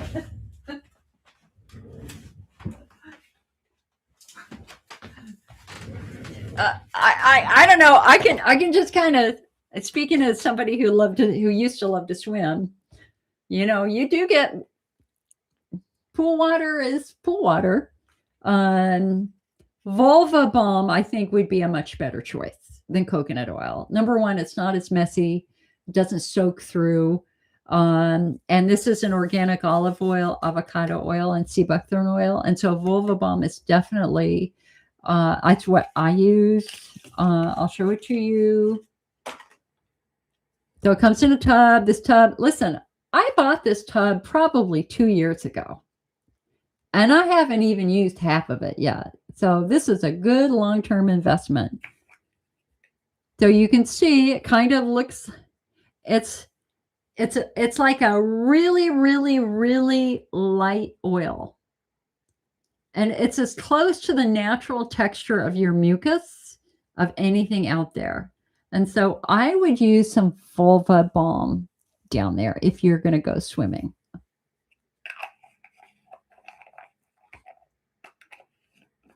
And you can get this right in the IC Network shop. It's under Feminine Hygiene. We sell a ton of this. And again, I use it myself.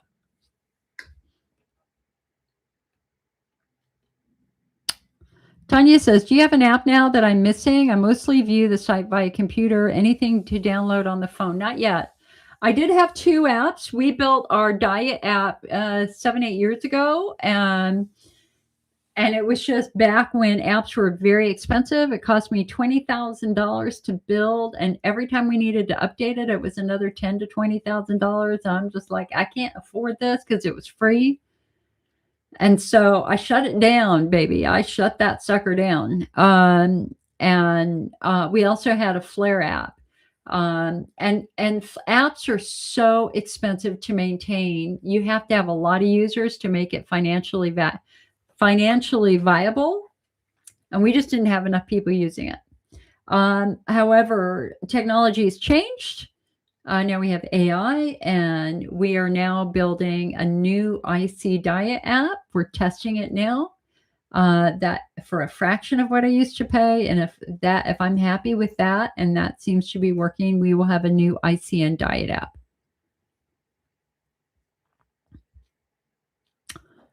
Valerie says, what does it mean if you have protein in your urine? Protein in your urine is a sign that your kidneys are struggling in some way. And so, you know what? Let's see. My memory on this is, because this is not my area of expertise. So let me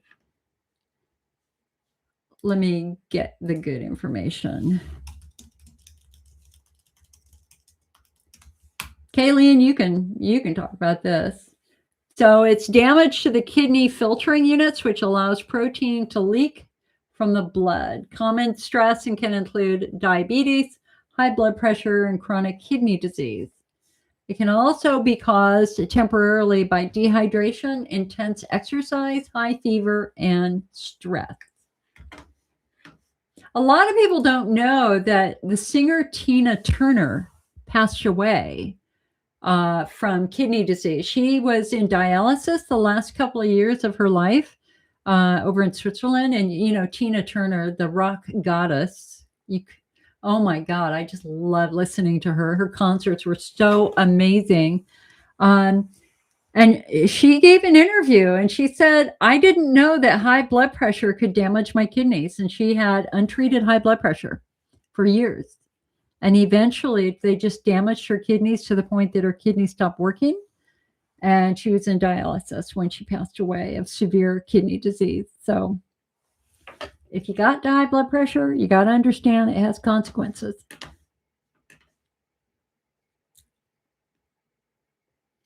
Kayleen said, I forgot to say I had E. coli and staph infection in the hospital. Yeah, I'm not surprised. Nosocomial infections are common. Ann said, her classes free with Elise Day. She doesn't do classes, honey. I mean, she is the director of the International Continence Society's Pelvic Pain video series, and I will be providing a link to that. I appear in one of those videos. It's this incredible collection of educational videos for doctors around the country. And we just did an International Continence Society webinar on IC a week ago. That was the best IC course I've ever attended. And she just sent me the link this morning. So I want to watch it again. And I'm going to write extensively about what we learned in that. And I've already had contact from one of the presenters in Greece who wants to work with us. So I'm on it, babe. I'm on it. Robbie said, do you know of any fermented foods that are not acidic? Boy, Robbie, great question. You know, in this meeting, probably 6 months ago, I bought, and I saved it to do a taste test online, and it was made by a fermented food company, but instead of cabbage, it was like carrots and beets. I don't know if anybody remembers that. It was bad. It was really bad.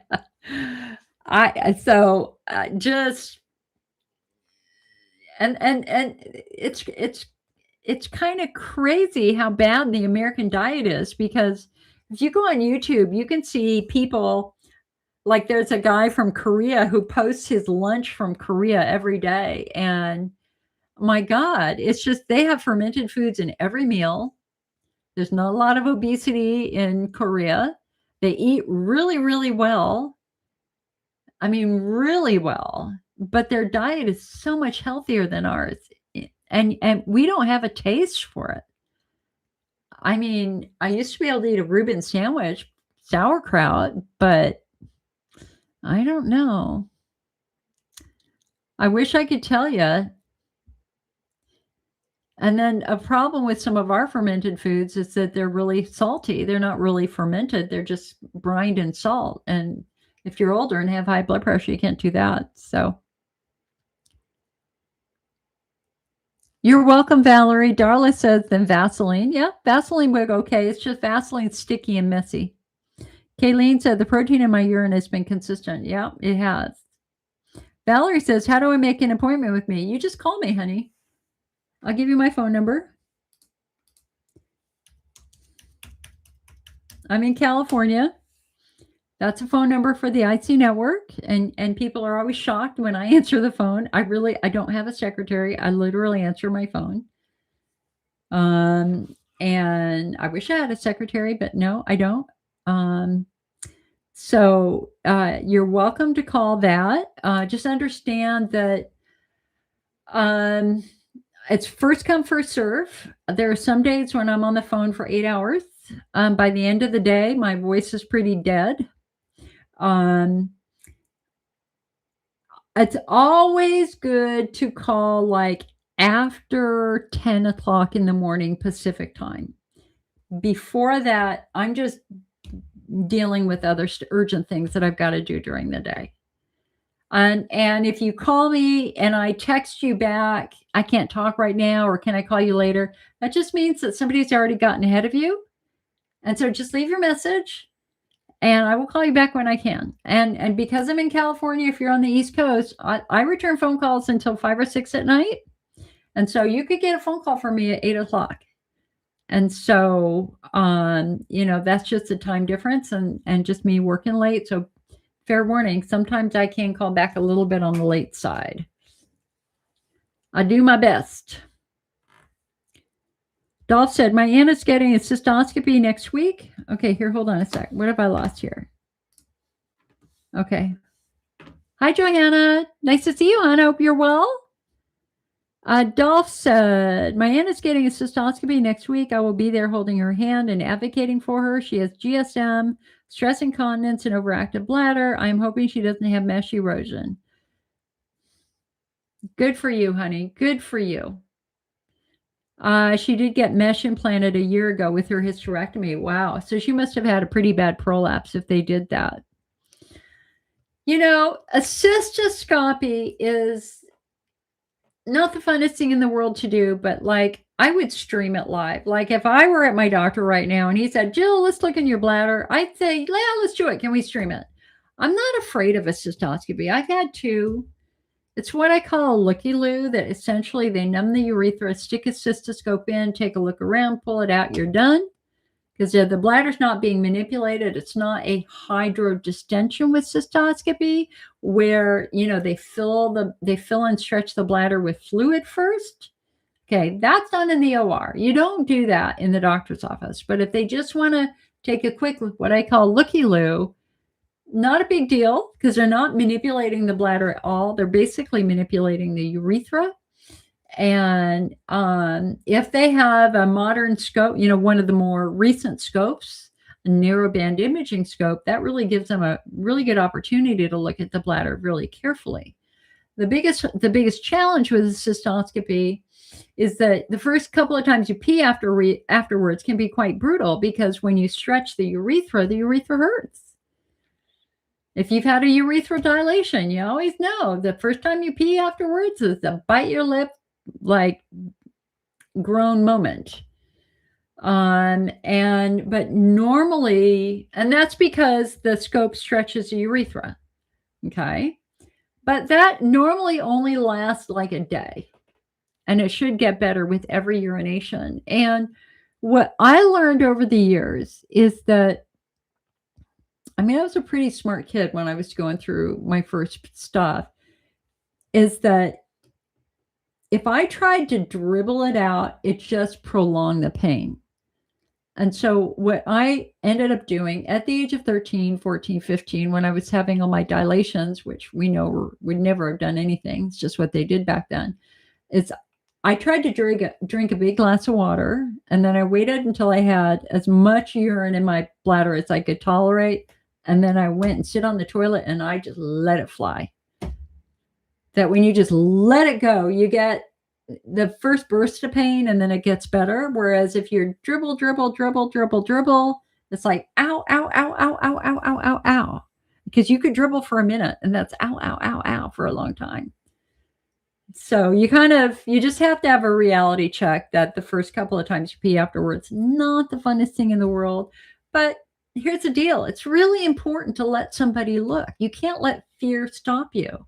If you've had bladder pain for 6 months or longer than that is not responding to therapy, it's important to let the doctor look. Don't force them to guess. If you refuse to let them look, they are guessing, and you deserve more than a guess. We need facts. What's the health of your bladder? Do you have Hunner's lesions? Do you have bladder stones? Or in my case, my bladder was perfectly normal, despite the fact that I was peeing every 15 minutes. That's important, because if your bladder looks good during cystoscopy, then that means that your urinary symptoms are coming from something else, usually tight pelvic floor muscles, but they can come from a muscle squeezing nerves, although a little bit to a lesser extent. It can come from fibroid tumors pushing on your bladder. It can come from endometriosis attached to your bladder. It can come from a damaged tailbone. It can come from damaged nerves. So if you're not getting better, like I've worked with patients who, for a decade, they've never let a doctor look in their bladder, despite the fact that they're in agonizing pain. It's like, what are you waiting for? You've got to let them look, because normally severe pain over time is driven by a Hunner's lesion.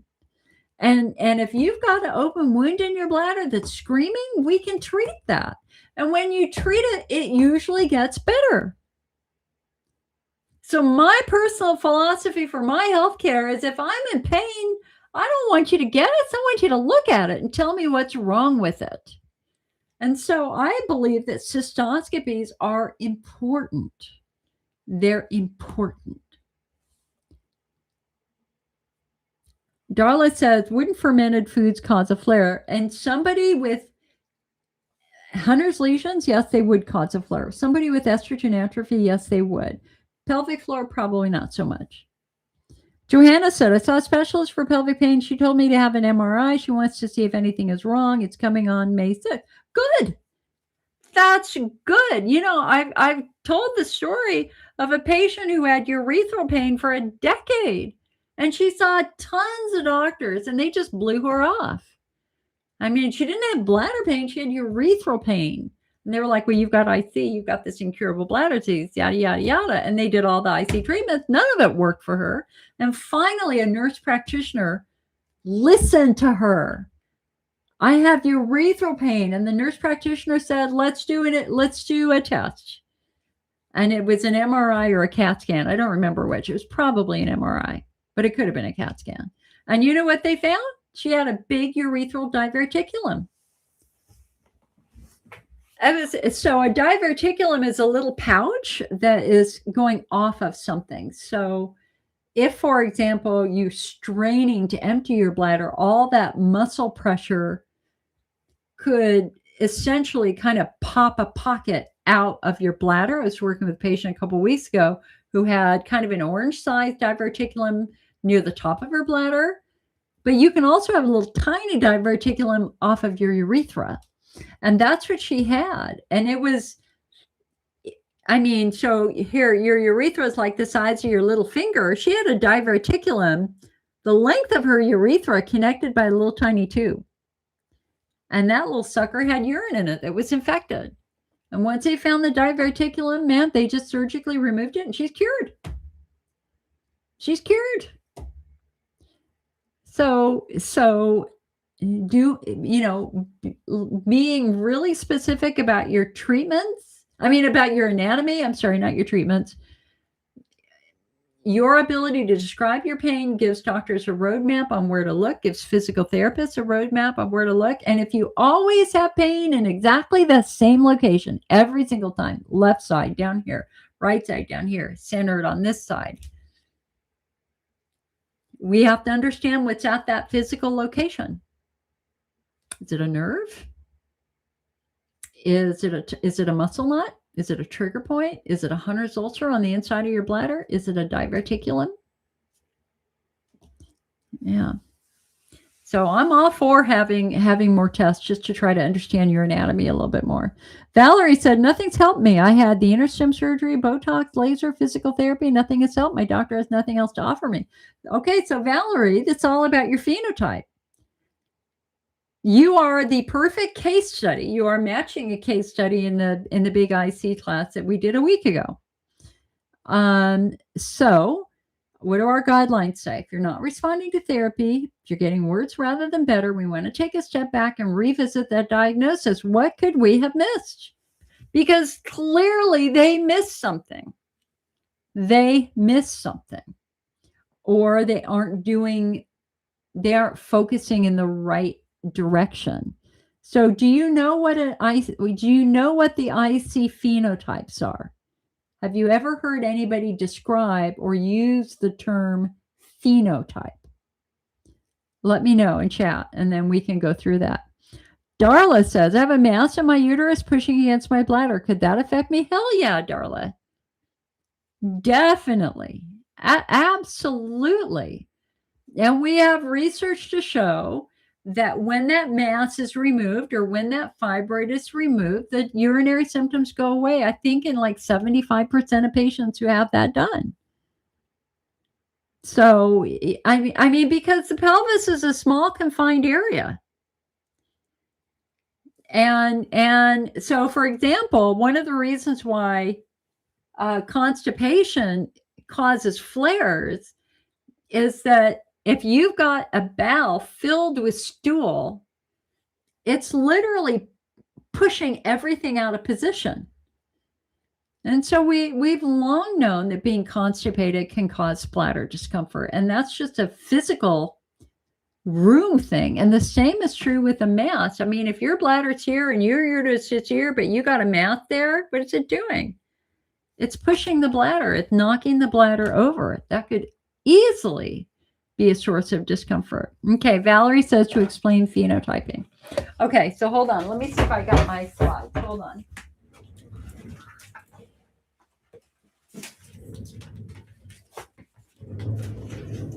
Okay, so this is my thing. This is my favorite thing to talk about. You know what? I actually haven't used those in a while. Okay. If you were to come to a support group meeting, like a real in-person support group meeting, which unfortunately we don't have anymore because COVID shut them all down, one of the things that would really amaze you is how different we all are. That for some people, IC begins in childhood, while for others, IC begins after menopause. They have the same diagnosis of interstitial cystitis, but are we really the same? The answer, of course, is no. For some people, IC begins while they're going through chemotherapy because the chemicals of the chemo damage the bladder, while for others, IC begins after they fall and break their tailbone. Again, the same diagnosis of interstitial cystitis, but are they biologically anatomically? Wait, is that right? Okay, pathologically anatomically? Is that the right way to say that? Okay, anyway, are they the same? And the answer, of course, is no, they're not. And here's what we've learned in the last 30 years is bladder therapies don't work for most of us. They don't. Why? If IC were a bladder disease, certainly bladder treatment should work, right? But they don't. And the other harsh thing, the harsh fact is when you look in the bladder of patients, we all have very different bladders. About 5% of patients have Hunner's lesions, which you say you've had. Hunner's lesions are open wounds in the bladder wall that are known for causing very, very severe pain and diet sensitivity, etc. I, on the other hand, also in interstitial cystitis, have a perfectly normal bladder. I mean, it's pink, it's healthy, there's nothing red in it. Yet I was peeing every 15 minutes just like you. We have the same diagnosis, but clearly we weren't the same.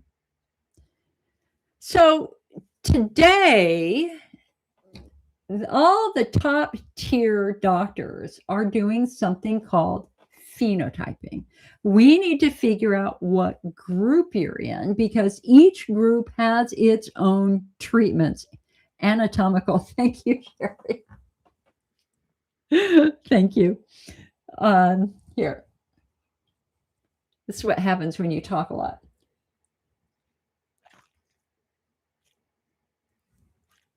Anatomically, that's it. You try talking to me at 5 o'clock on any day after I've been talking all day. Yikes. My throat struggles, but it is what it is. Okay. So, distinct patient groups, each with their own treatments. And we have very painfully and financially learned that you can't put apples, oranges, and bananas in the same study and expect success. Pretty much every single IC study that's ever been done failed for new treatments, except one. So all the bladder treatments, including Elmeron, no better than placebo, if not worse. The only treatment that had overwhelming success for 70 to 80% of the patients who did it was pelvic floor physical therapy. And when that study came out in either 2008 or 2011, that was a critical turning point for the IC movement. Because up to that point, everybody's going bladder disease, bladder disease, bladder disease.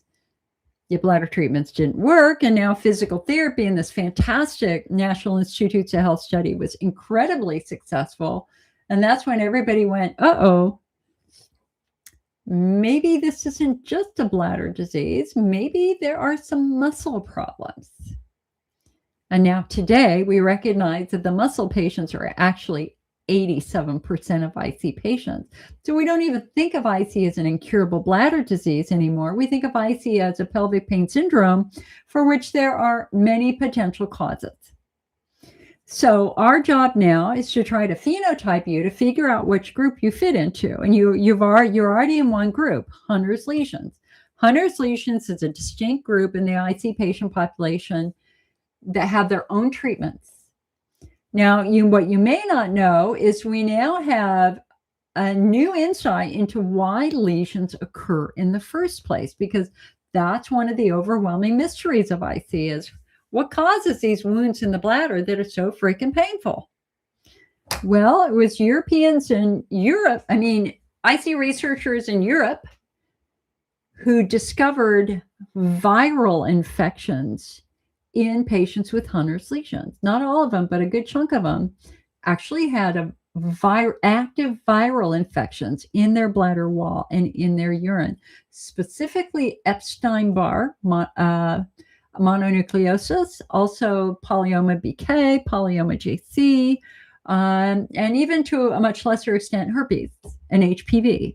But the dominant one was Epstein-Barr.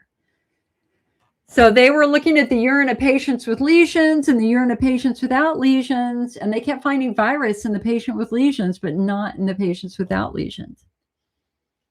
So then the Americans took 5 years through the U.S. National Institutes of Health, where they had hundreds of samples of urine samples from IC patients over time. So they went back and they looked at that urine to see if virus was there. And they found virus in about 5% of patients. What's the percentage of patients with Hunner's lesions? About 5%. So now they are doing antivirals. But this is very new. This is really just in the last 5 years or so, but we're having a growing number of doctors who are testing for virus. And if they're finding virus, they're giving that patient an antiviral. And this is where lactoferrin shines because our lactoferrin study that came out a year and a half ago showed that red inflamed bladders became pink and healthy, and Hunner's lesions virtually disappeared. So what does lactoferrin do? It helps your body fight off infection.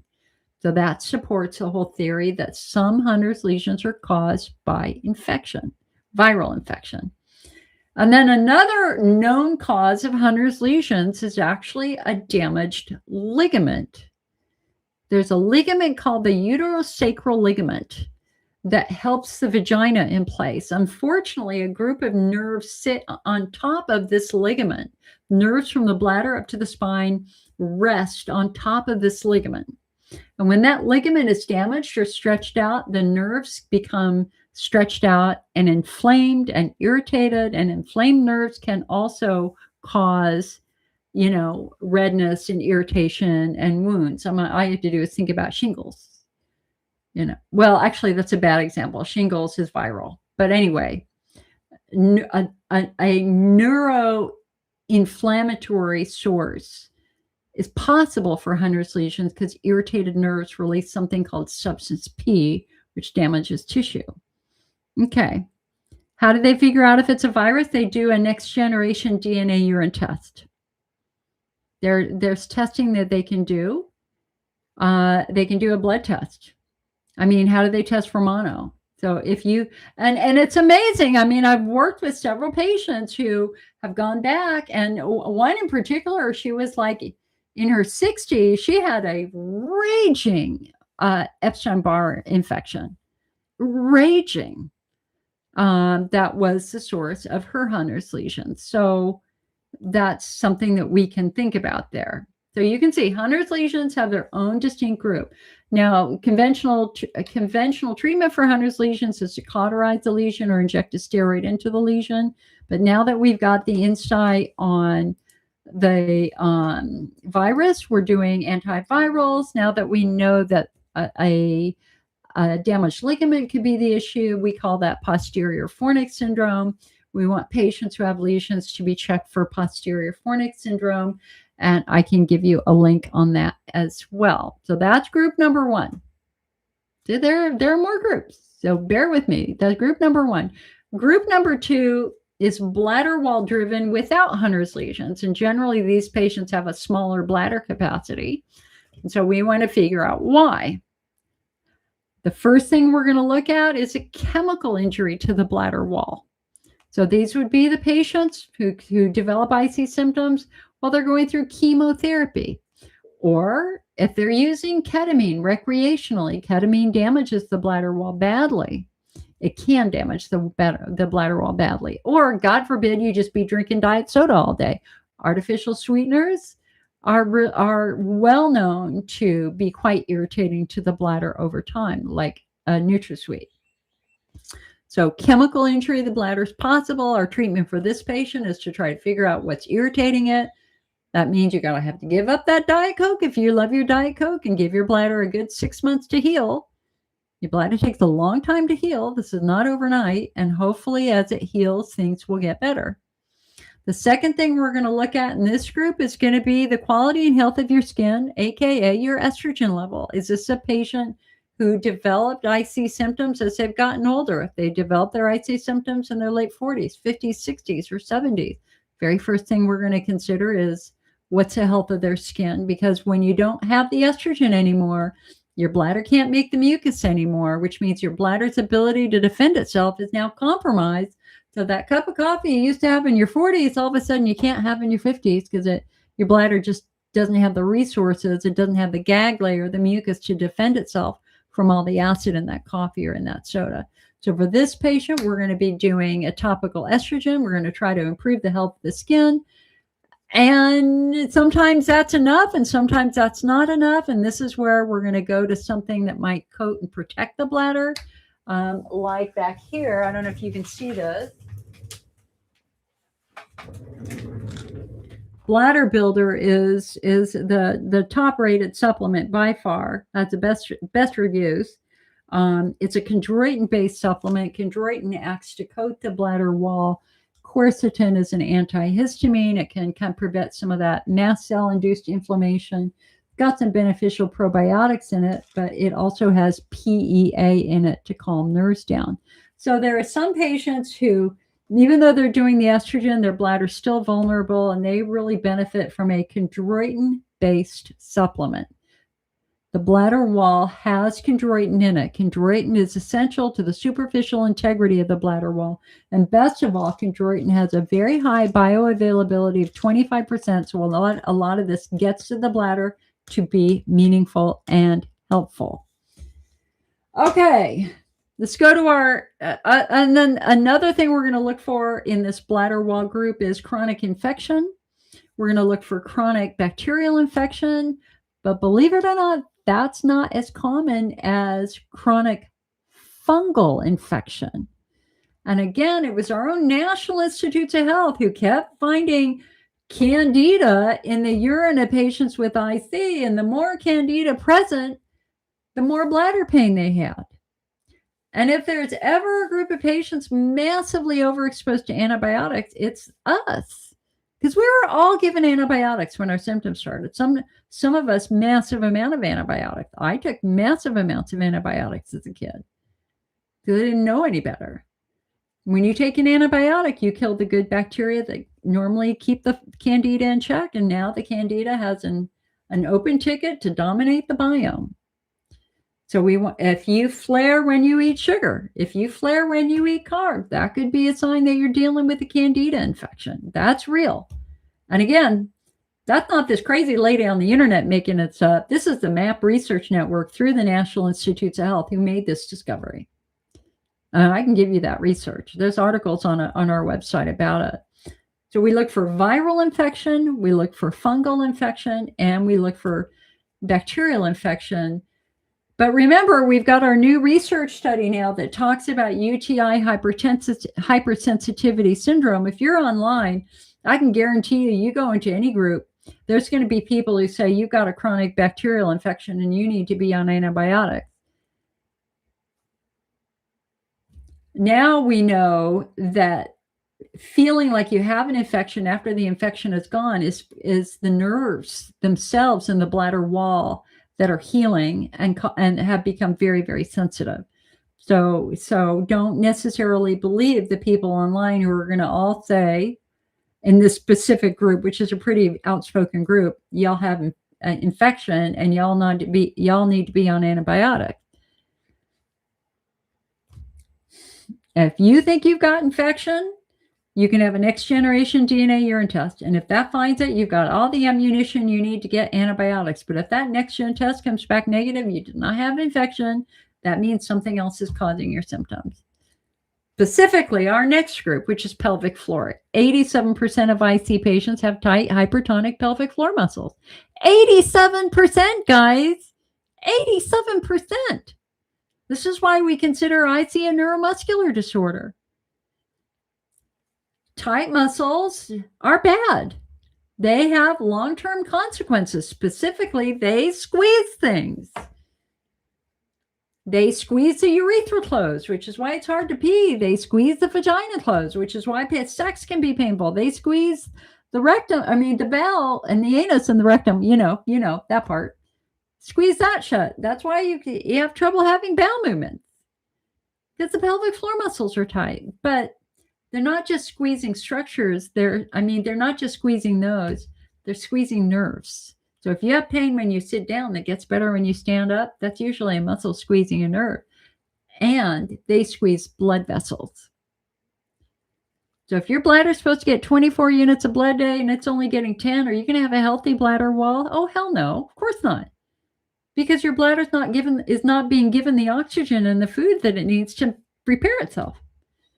So a lot of patients with pelvic ischemia or ischemia have bladder wall symptoms, but their bladder wall's perfectly healthy. It's really not the structure of the bladder itself that's a problem. It's the fact that the bladder's not getting good blood supply.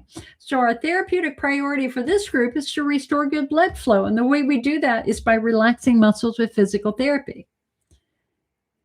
Now, there are some patients out there, they go to physical therapy once and it hurts and they go, oh, I'm not doing that again.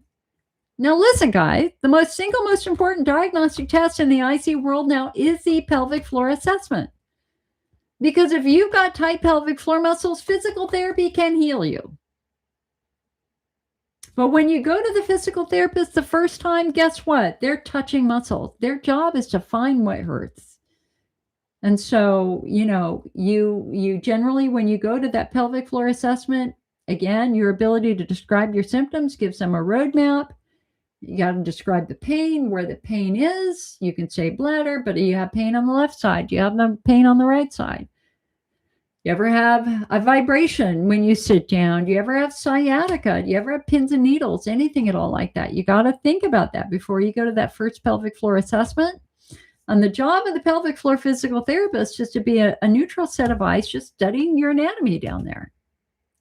They would normally have you walk up and down a hallway. Are you walking normally, or do you limp, or do you tilt to one side?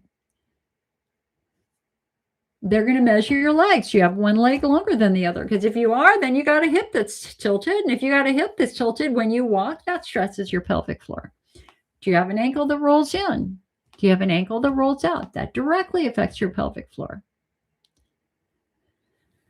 So the most important part of that pelvic floor assessment is the internal exam. So they're going to ask, can I please do a vaginal or a rectal? Vaginal for women, rectal for men. Can I please do a very quick vaginal exam? You're not in stirrups.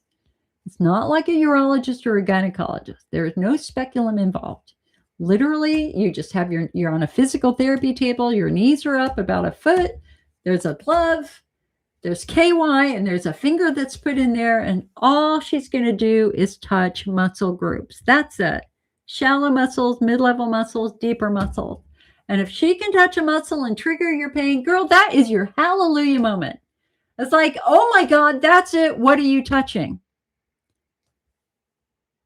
There's no better proof that you have a muscle problem if touching a muscle triggers pain and discomfort. And so you want it to hurt at that first appointment. That's it. Oh my God, that's it. What are you touching? For me, it was my left piriformis muscle. Okay. Ideally, you walk out of that appointment with the name of the muscle and some preliminary suggestions on what we can do to rehabilitate that muscle. It's important that you tell that physical therapist about any trauma you've had, any accidents that you've had. Did you have a difficult childbirth? Did you ever fall on your tailbone? Have you suffered any damage? Were you in any sports where you fell a lot? Think about past trauma. They need to know all of that. And you'd be amazed at the number of you who, after you talk to me and they go, oh God, yeah, I forgot about that. I'd really, I'll never forget the woman who was like in high school and jumping over a fire hydrant. And she landed right on top of the fire hydrant, right on that knob. And she bled profusely. She had a massive pelvic floor injury from trying to show off by jumping over that. You'd be amazed how common that is. Tailbone injuries are very, very common. And, most of all, do you have tailbone pain?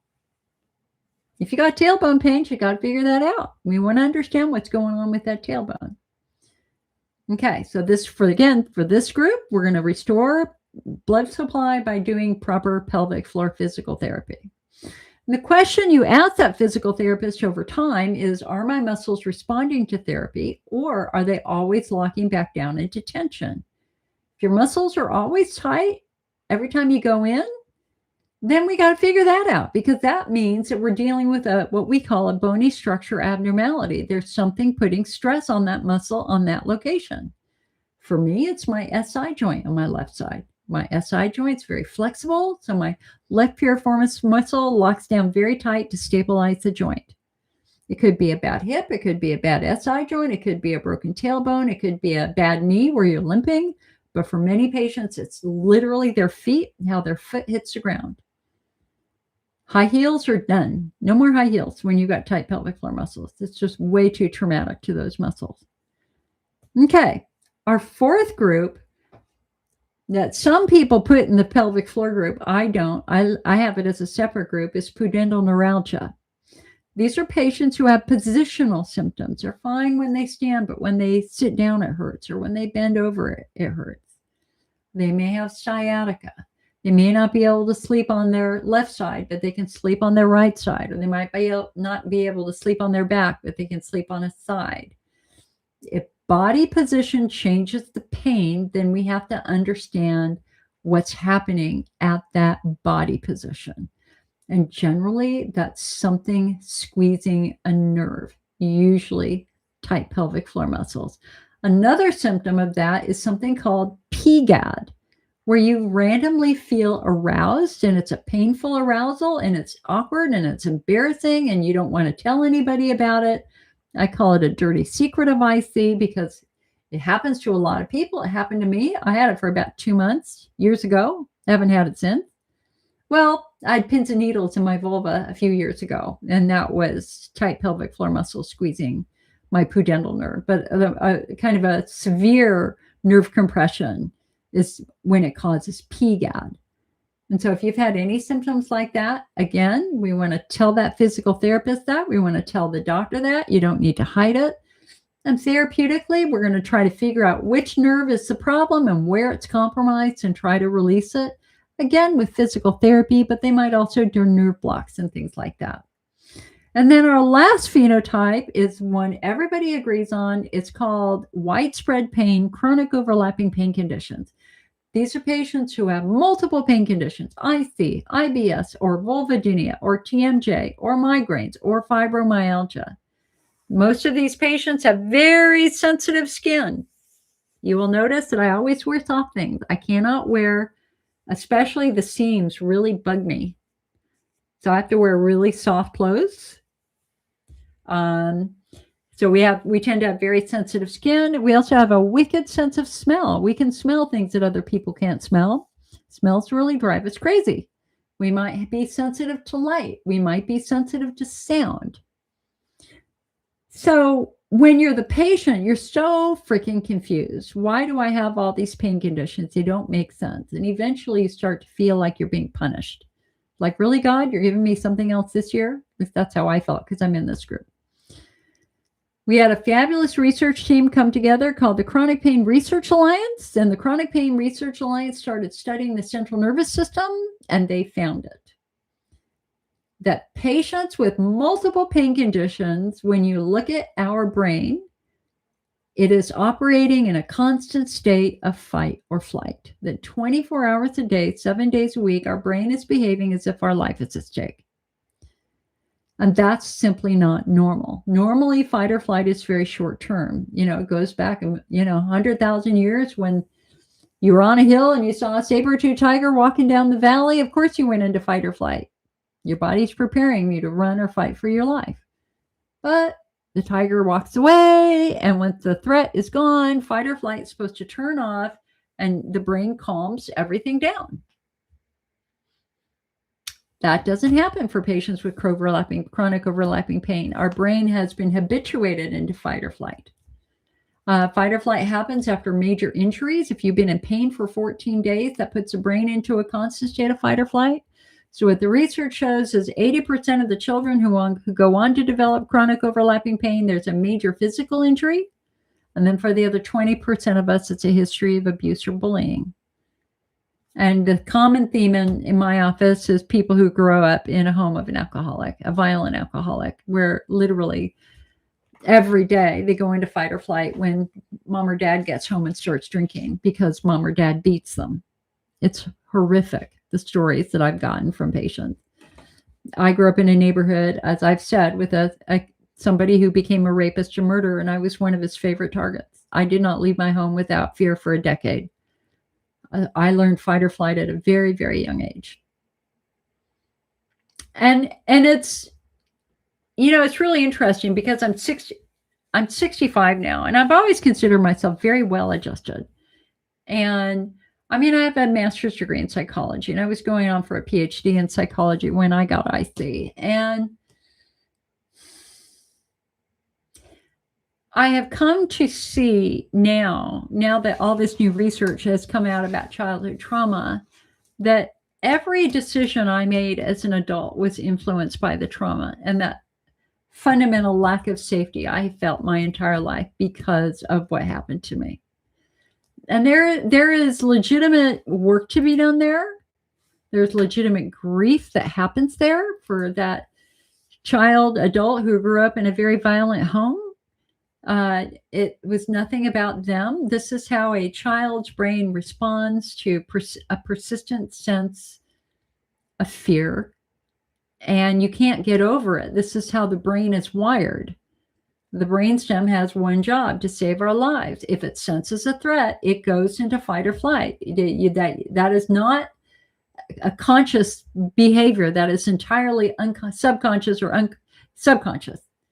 You have no control over that. If the brainstem senses a threat, you're in fight or flight. It is what it is. So we now as adults have to train it out of that. And it takes a lot of work, because there's work with grief, and there's work with trauma, and there's work with cognitive behavioral therapy. We've got to learn to recognize when we go into fight or flight and nip that sucker in the bud. And it's a skill set. It's a big skill set. There are a number of techniques we can do in cognitive behavioral therapy to physically turn that off. For example, not to be goofy here, but I mean, there are a number of breathing methods. So if we want to turn the brain, if we want to calm the vagus nerve and just try to get that, you can do a breathing method called 4-5-7, where you breathe in for 4, hold for 5, and release for 7. Do that a couple of times. Breathe in for 4, hold for 5, release for 7. Another thing you can do, which is silly, it's going to sound silly, but it really works, is you can, what do they call it? It's where you make your lips flutter. You go,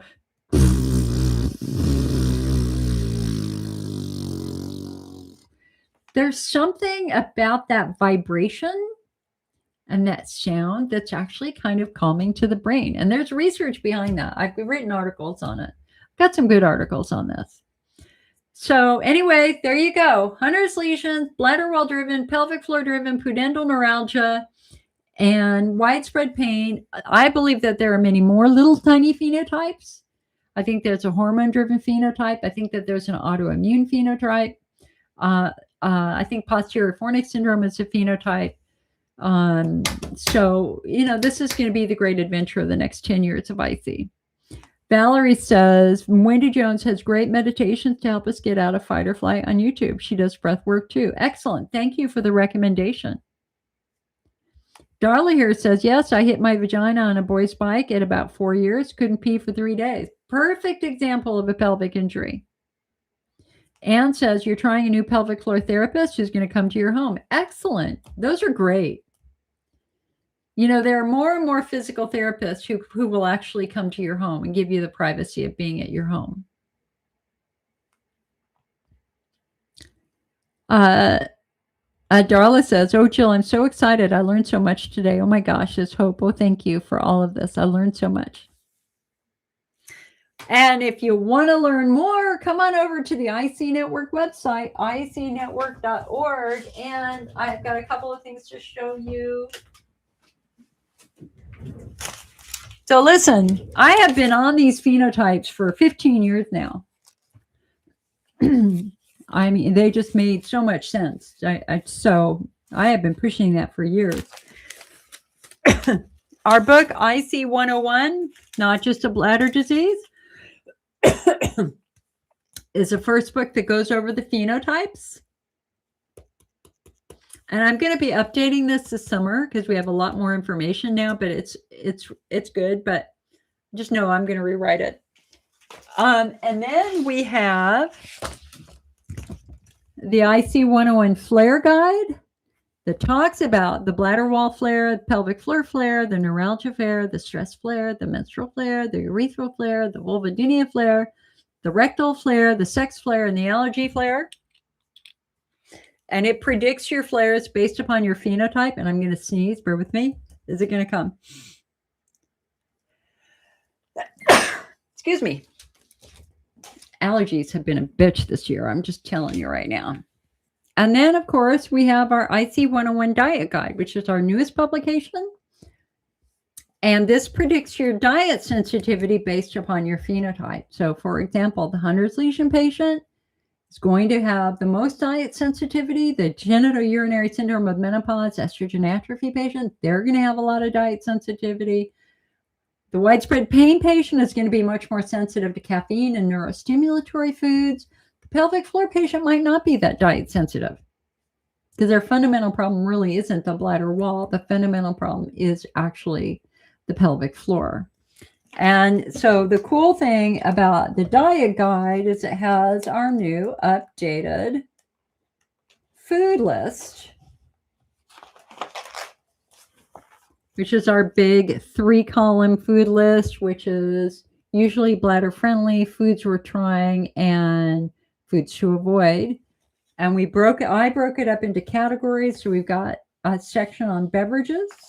We got a section on grains, breads, and pastries, a section on spices, section on vitamins and supplements, a section on snacks and sweets, a section on condiments, dressings, oils, and soups, food additives, dairy, including for the first time going through the dairy alternatives like the almond milks, etc., meats, fruits and veggies. So if you need help with the diet, please get our diet guide. It's just $9.99 if you get it as a PDF file. And that's what keeps me doing these meetings. Because, hello, I have got bills to pay. Big time bills to pay. Who knew? Just paying for the technology of all this is quite daunting at times. Peggy said you do the stop sign thing like I taught you. Excellent. Excellent.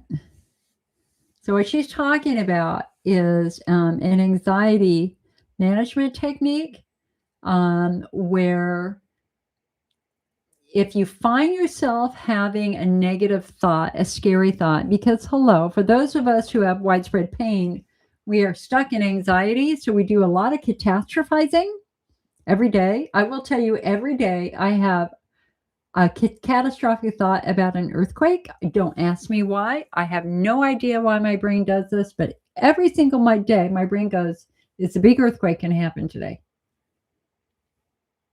Don't ask me why. I have no idea why my brain does that, but it legit does that. The problem is that we start having so many negative thoughts and we just scare ourselves back into fight or flight all the time. And that's just reinforcing bad things. So the way we bring ourselves out of fight or flight, we have to bring ourselves out of the catastrophic thinking. And a really good technique is the stop sign technique. When you catch yourself starting to have a negative, scary thought, close your eyes and just visualize the stop sign. Just stop. I don't want to hear it. I don't want to hear about the freaking earthquake. And then you take a single deep breath in, out. And then you have to remind yourself, it's just a thought. You have no power. It's just a thought. Let it go. Stop sign, deep breath, minimize the thought. And what that does is that turns off the adrenaline. We're stopping that adrenaline cascade that is driving the fight or flight through the oxygen. Anyway, I can talk. Anybody who wants to know more about that, you can just give me a phone call. Dallas says, yeah, because I live in California. And girl, I got to tell you, I have lived through some earthquakes. We had the big earthquake in San Francisco. When was that? Was like 20 years ago when part of the Bay Bridge collapsed and parts of San Francisco burned. And it was during the All-Star game at Candlestick Park. And I remember I just come back from work and I was putting my swimsuit to go to the gym. And I was in the bathroom and I felt the shaking and it was big. I mean, it was a lot of shaking. And my family was watching the All-Star game. And so, when an earthquake like that happens, you immediately get together with everybody. You got to make sure everybody's safe. So I go tearing into the rest of the house. And by this time, they were talking about it at the All-Star game, and they were showing helicopter and fire starting to burn, and the bridge partially collapsed. And that was when we knew. And my best friend worked right in the middle of that, and I couldn't reach her for 3 days, and I thought she died on that damn freeway. Ooh, stressful. PTSD. We all have PTSD over things like that. It is what it is.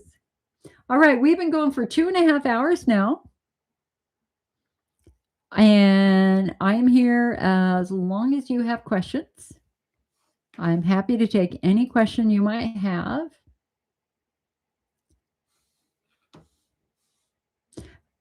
But it is past dinner time on the East Coast. It's only 3:30 here in California. So give me your questions, guys. Sometimes our meetings go 5 hours. Sometimes they go 90 minutes. As long as you have questions, I am happy to stay. Otherwise, I'm going to go pull weeds because I got to work on my front yard big time. I couldn't do it this morning because I went to the gym. So today, I walked 2 miles. I lifted weights at the gym. I came home. I had a gluten-free muffin and egg whites for breakfast. That's all I've eaten today. And then I started prepping for this meeting. So, and I made I started making chicken stew, but it didn't smell right. So that's getting thrown out. Give me your questions. And if we're done, we're done.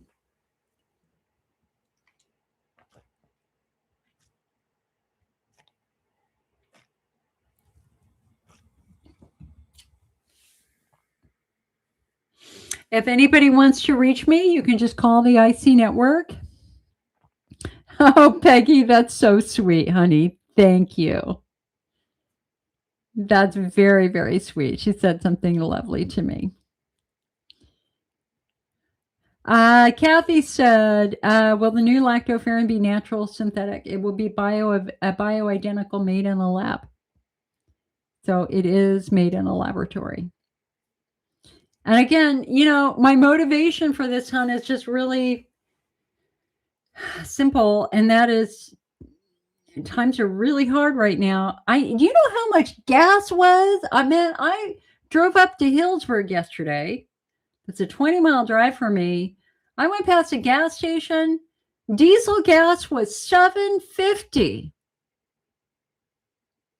My gas, I filled up. My gas was $5.65, $5.70, but I have paid more than $6 for gasoline in the last 6 weeks.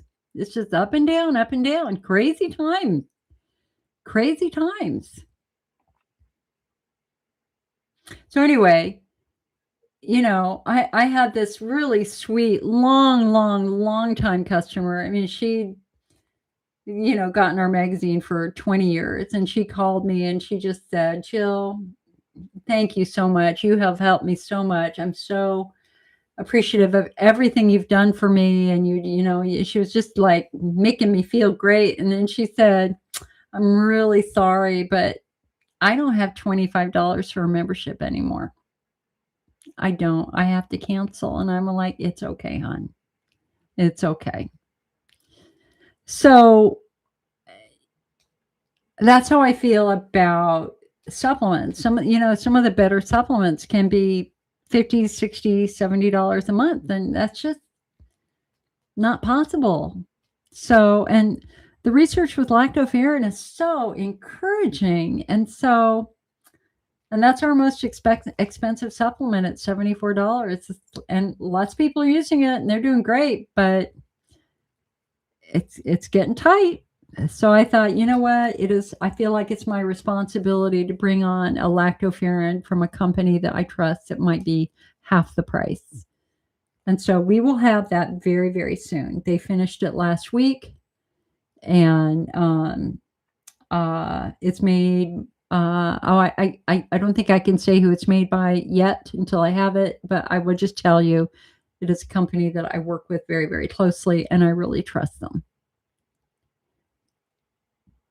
Their safety testing is second to none. They're just the best company I've ever worked with. Darla said, I'm starving all the time now. Why do you think that is?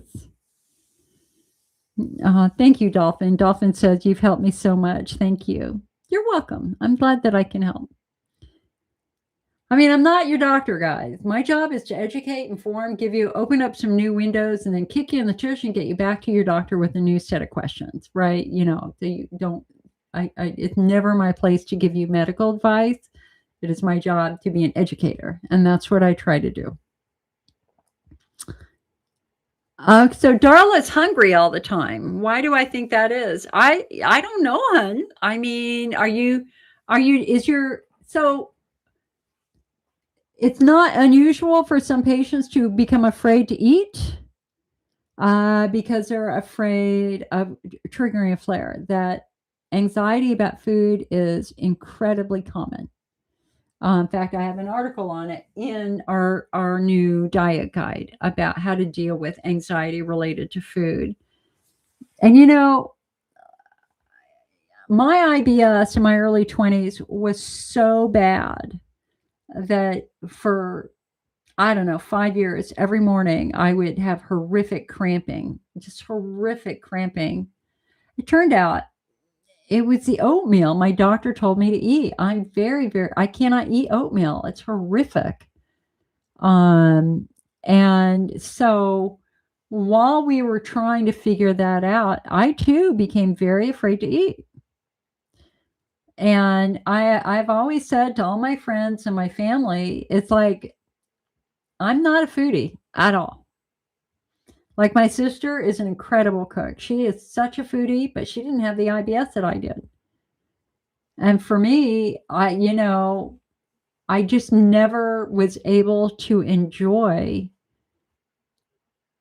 at a time when most people create really important social habits, which is going out with your family and friends in your 20s and dating and all that sort of stuff. There's nothing worse than going on a date and having an IBS attack, which happened to me. And so I totally understand that fear about eating. And my diet is just literally what I eat now is I get 1 or 2 rotisserie chickens a week. I just got one this morning. I get veggies and I get salad, and that's what I eat. I don't even put sauces on them. I don't put dressings on them.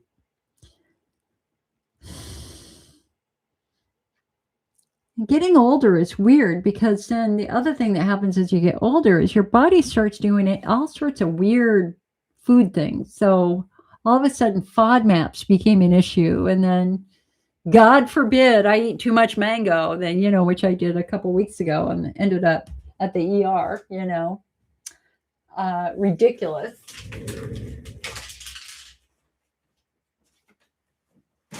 So Kathy said, is there any good salad dressing? Yes, we have a bunch of salad dressing recipes in the IC Chef cookbook, which I'm trying to find.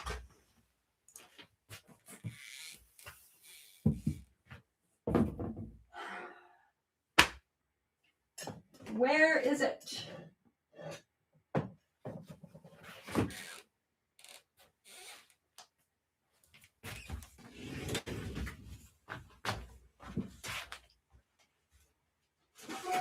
Here it is.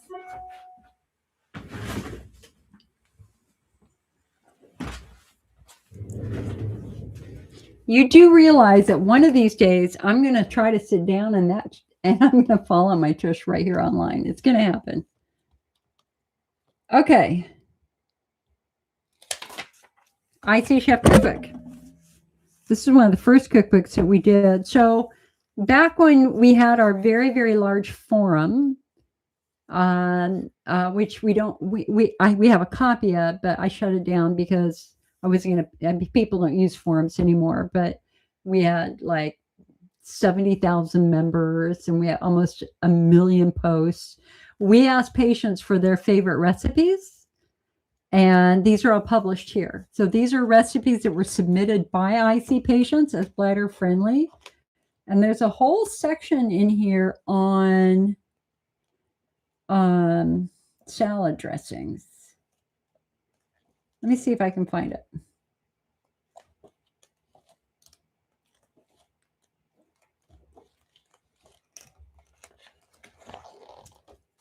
So this is just like another, you know, a way to make money. We published it 11 years ago, actually. Probably need to redo it.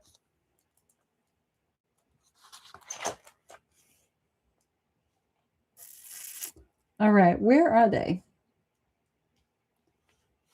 I've got, okay, what do I have? Beverages, hot drinks, shakes and creamy drinks, iced and sweet teas, iced coffee and coffee substitutes, fruit smoothies, herbal and veggie drinks, alcoholic drinks, breakfast, pancakes, egg dishes, burgers, sauces and gravy, marinades, main dishes, fish, poultry, beef, pork, vegetarian, pasta, vegetables.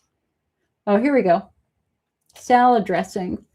Okay, so there's like 12 salad dressings in here. There's hummus salad dressing, a chip or salad dressing, a cheesy dill salad dressing, cottage cheese salad dressing, roasted garlic olive oil dressing, root beer cream salad dressing, cheese lover salad dressing, creamy dill cucumber dressing, mock red wine salad dressing, a tropical cream salad dressing, and cheesy garlic salad dressing.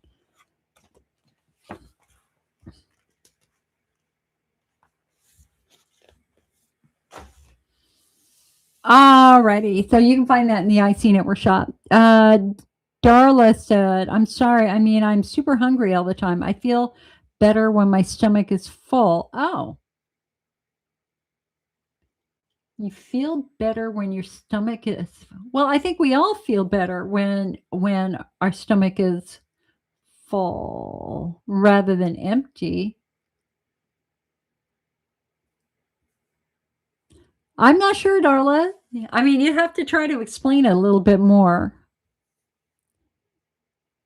Yeah, Kathy, it's in the IC Network shop, and there's a PDF version. I think that's pretty cheap. It's not just, it's getting harder and harder to print things because paper is so expensive now. So, and you can look for more. We're going to do a lot more PDF files and stuff like that sooner. Dolphin says, I will log in and become a member. So worth it. I appreciate all of your work. Oh, thank you, honey. Thank you. I do try. All right, guys. Well, listen, I think we are approaching 3 hours. Thank you, Brandon. Thank you very much. I try. I try. That's all I can say is I try. You know, life is just so, I don't know, man, if I've had any lessons in the last couple of years, it's you can get through really hard things when you feel like you're going to fail, but in the end, we can survive and thrive even under a very difficult situation. And having gone through the death of my parents and breast cancer and AFib, you know, it's just like, man, I'm just gonna go until one day I stop. I'm just determined to make this life have value. When so many people told me when I was younger that I would never have value. Remember, I had a doctor say to me, you will forever be a burden on your family. Well, screw him. I proved him wrong. Peggy said, do you think we can have a FaceTime chat so we can meet and talk with you and others? Well, yeah. I mean, I'm always happy to go into Zoom. People just have to ask. We used to go into Zoom all the time when we had these meetings. Maybe next time.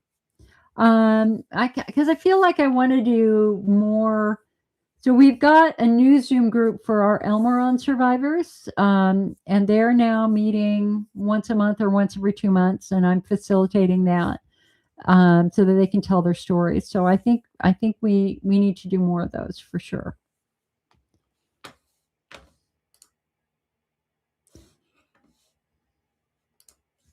All right, I am going to say goodbye to YouTube. I'll see you guys later. The goal here is to be next week. Knock on wood.